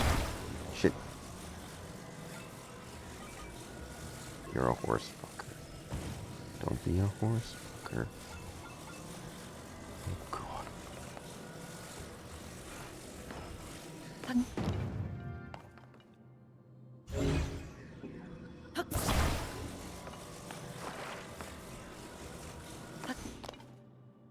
Evero has better talent on the Panthers defense than the Broncos? I don't know. Maybe. Oh, I thought that worked. How did that not work? It hit the other side. This probably isn't what I'm supposed to be doing, but it's kind of fun.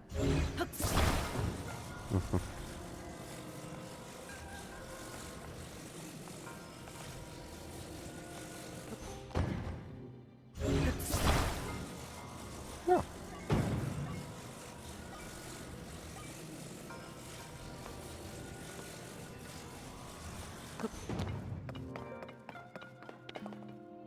What if I try to launch myself? This isn't going to end well. I'm definitely going to die. Assuming I can even hit the damn thing. Ooh. If I had busted out my glider a little bit earlier, that would have worked.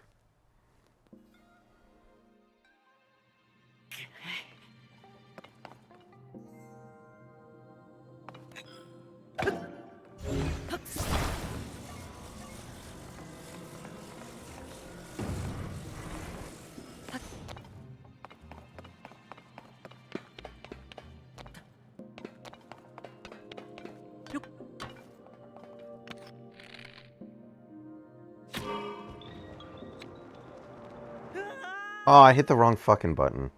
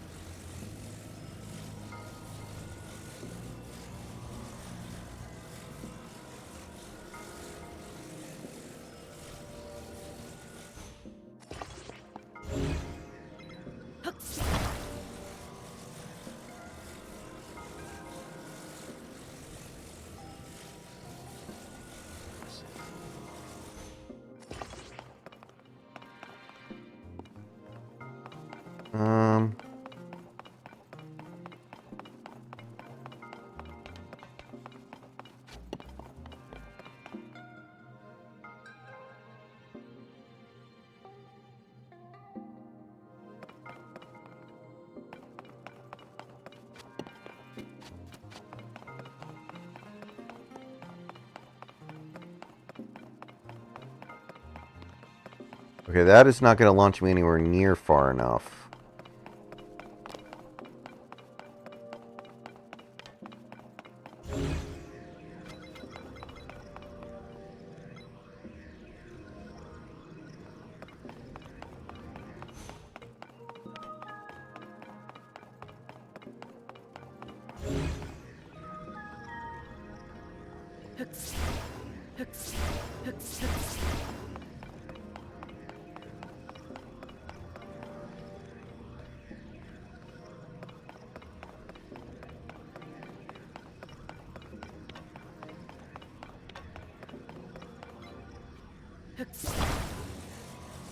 I doubt Shaq Griffin will be there. As, like... I doubt he'll be starting, right? Like, they signed him after the draft. He's probably just there for depth.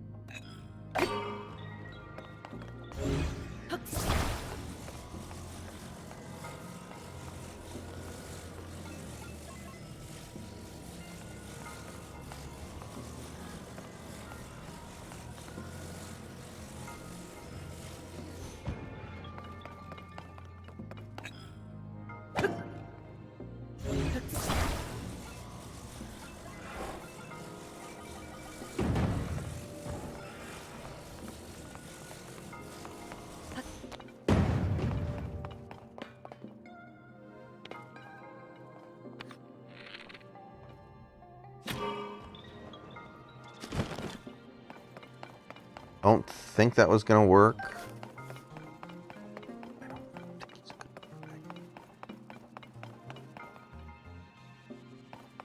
No.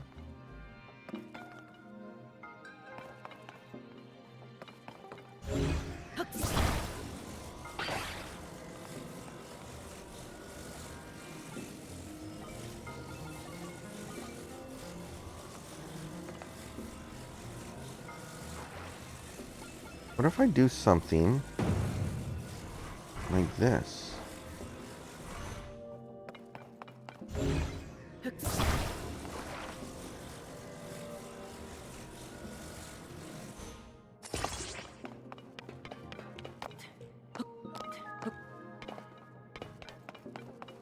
Actually...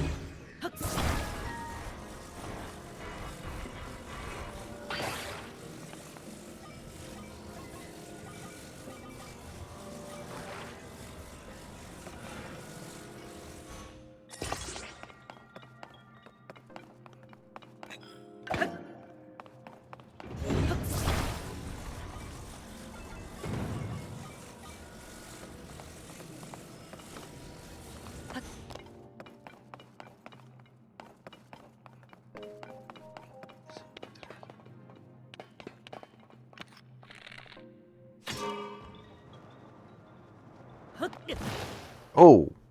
I hit the wrong button there.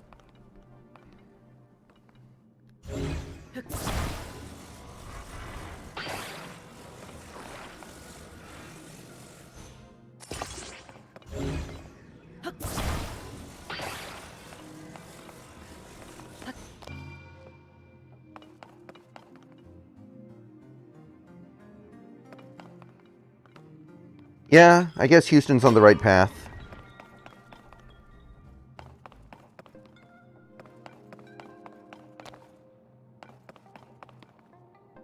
I think that's a pretty reasonable statement.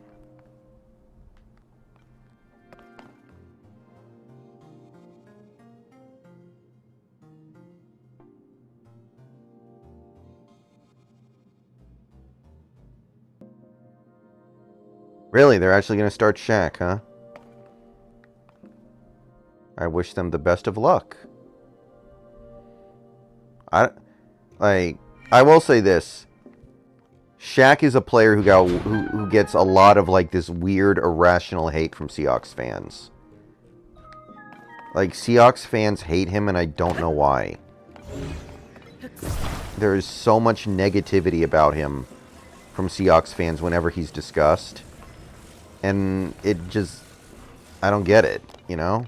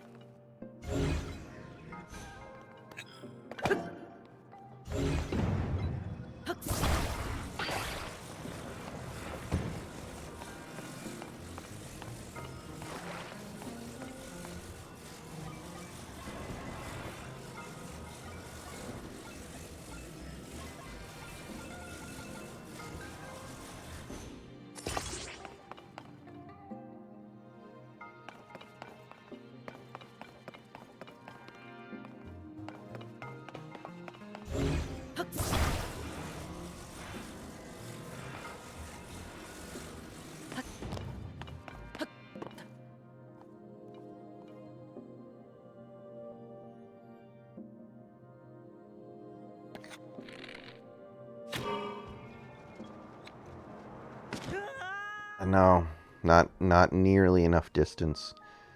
Maybe I need to build like a big fulcrum. Big.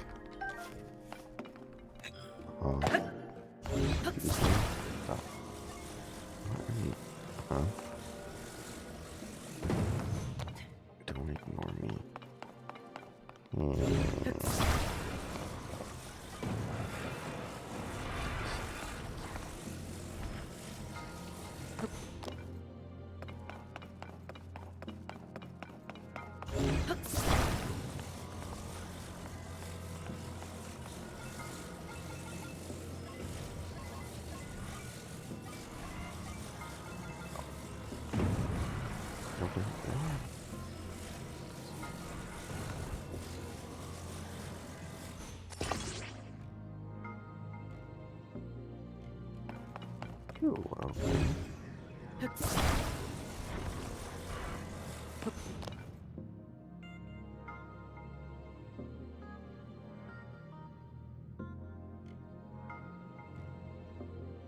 I'm pretty sure they can't really do anything about Dak's contract for the foreseeable future, so it just kind of is what it is.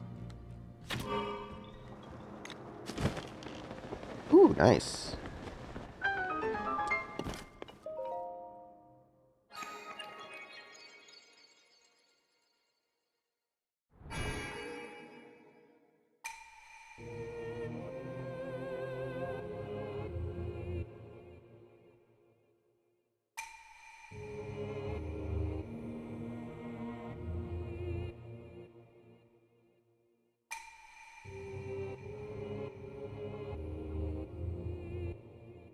Actually, I'm not sure Jerry Jones is the one who likes Dak. I think Steven Jones might like him.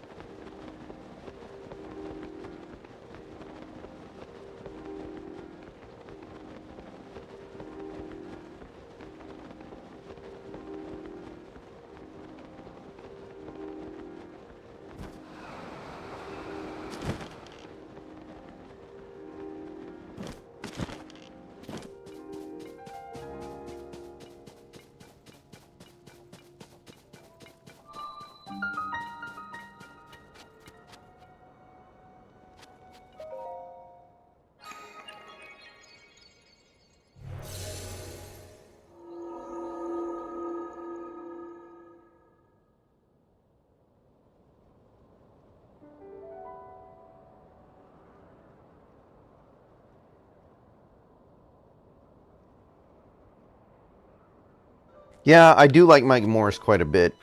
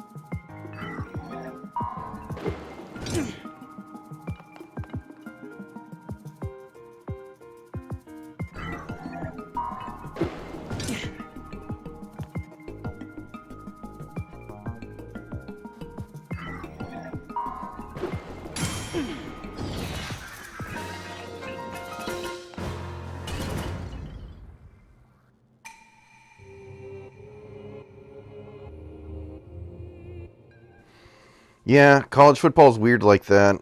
Sometimes the guys who play the best aren't the most coveted prospects because they don't have the same amount of potential.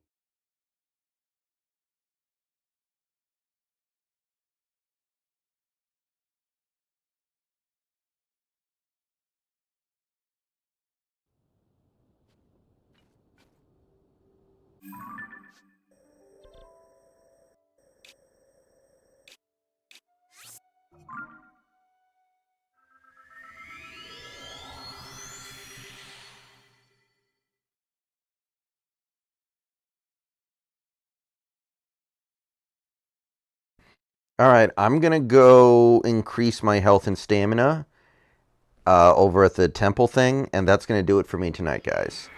I'm gonna tap out a little bit early. I got some stuff I gotta do, and then I'm going to bed. So thanks for hanging out with me for... We got over 3.5 hours in today.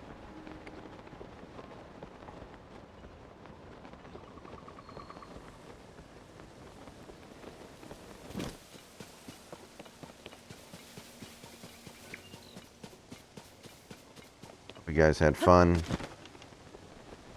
But yeah, I'm just gonna go turn in my orbs.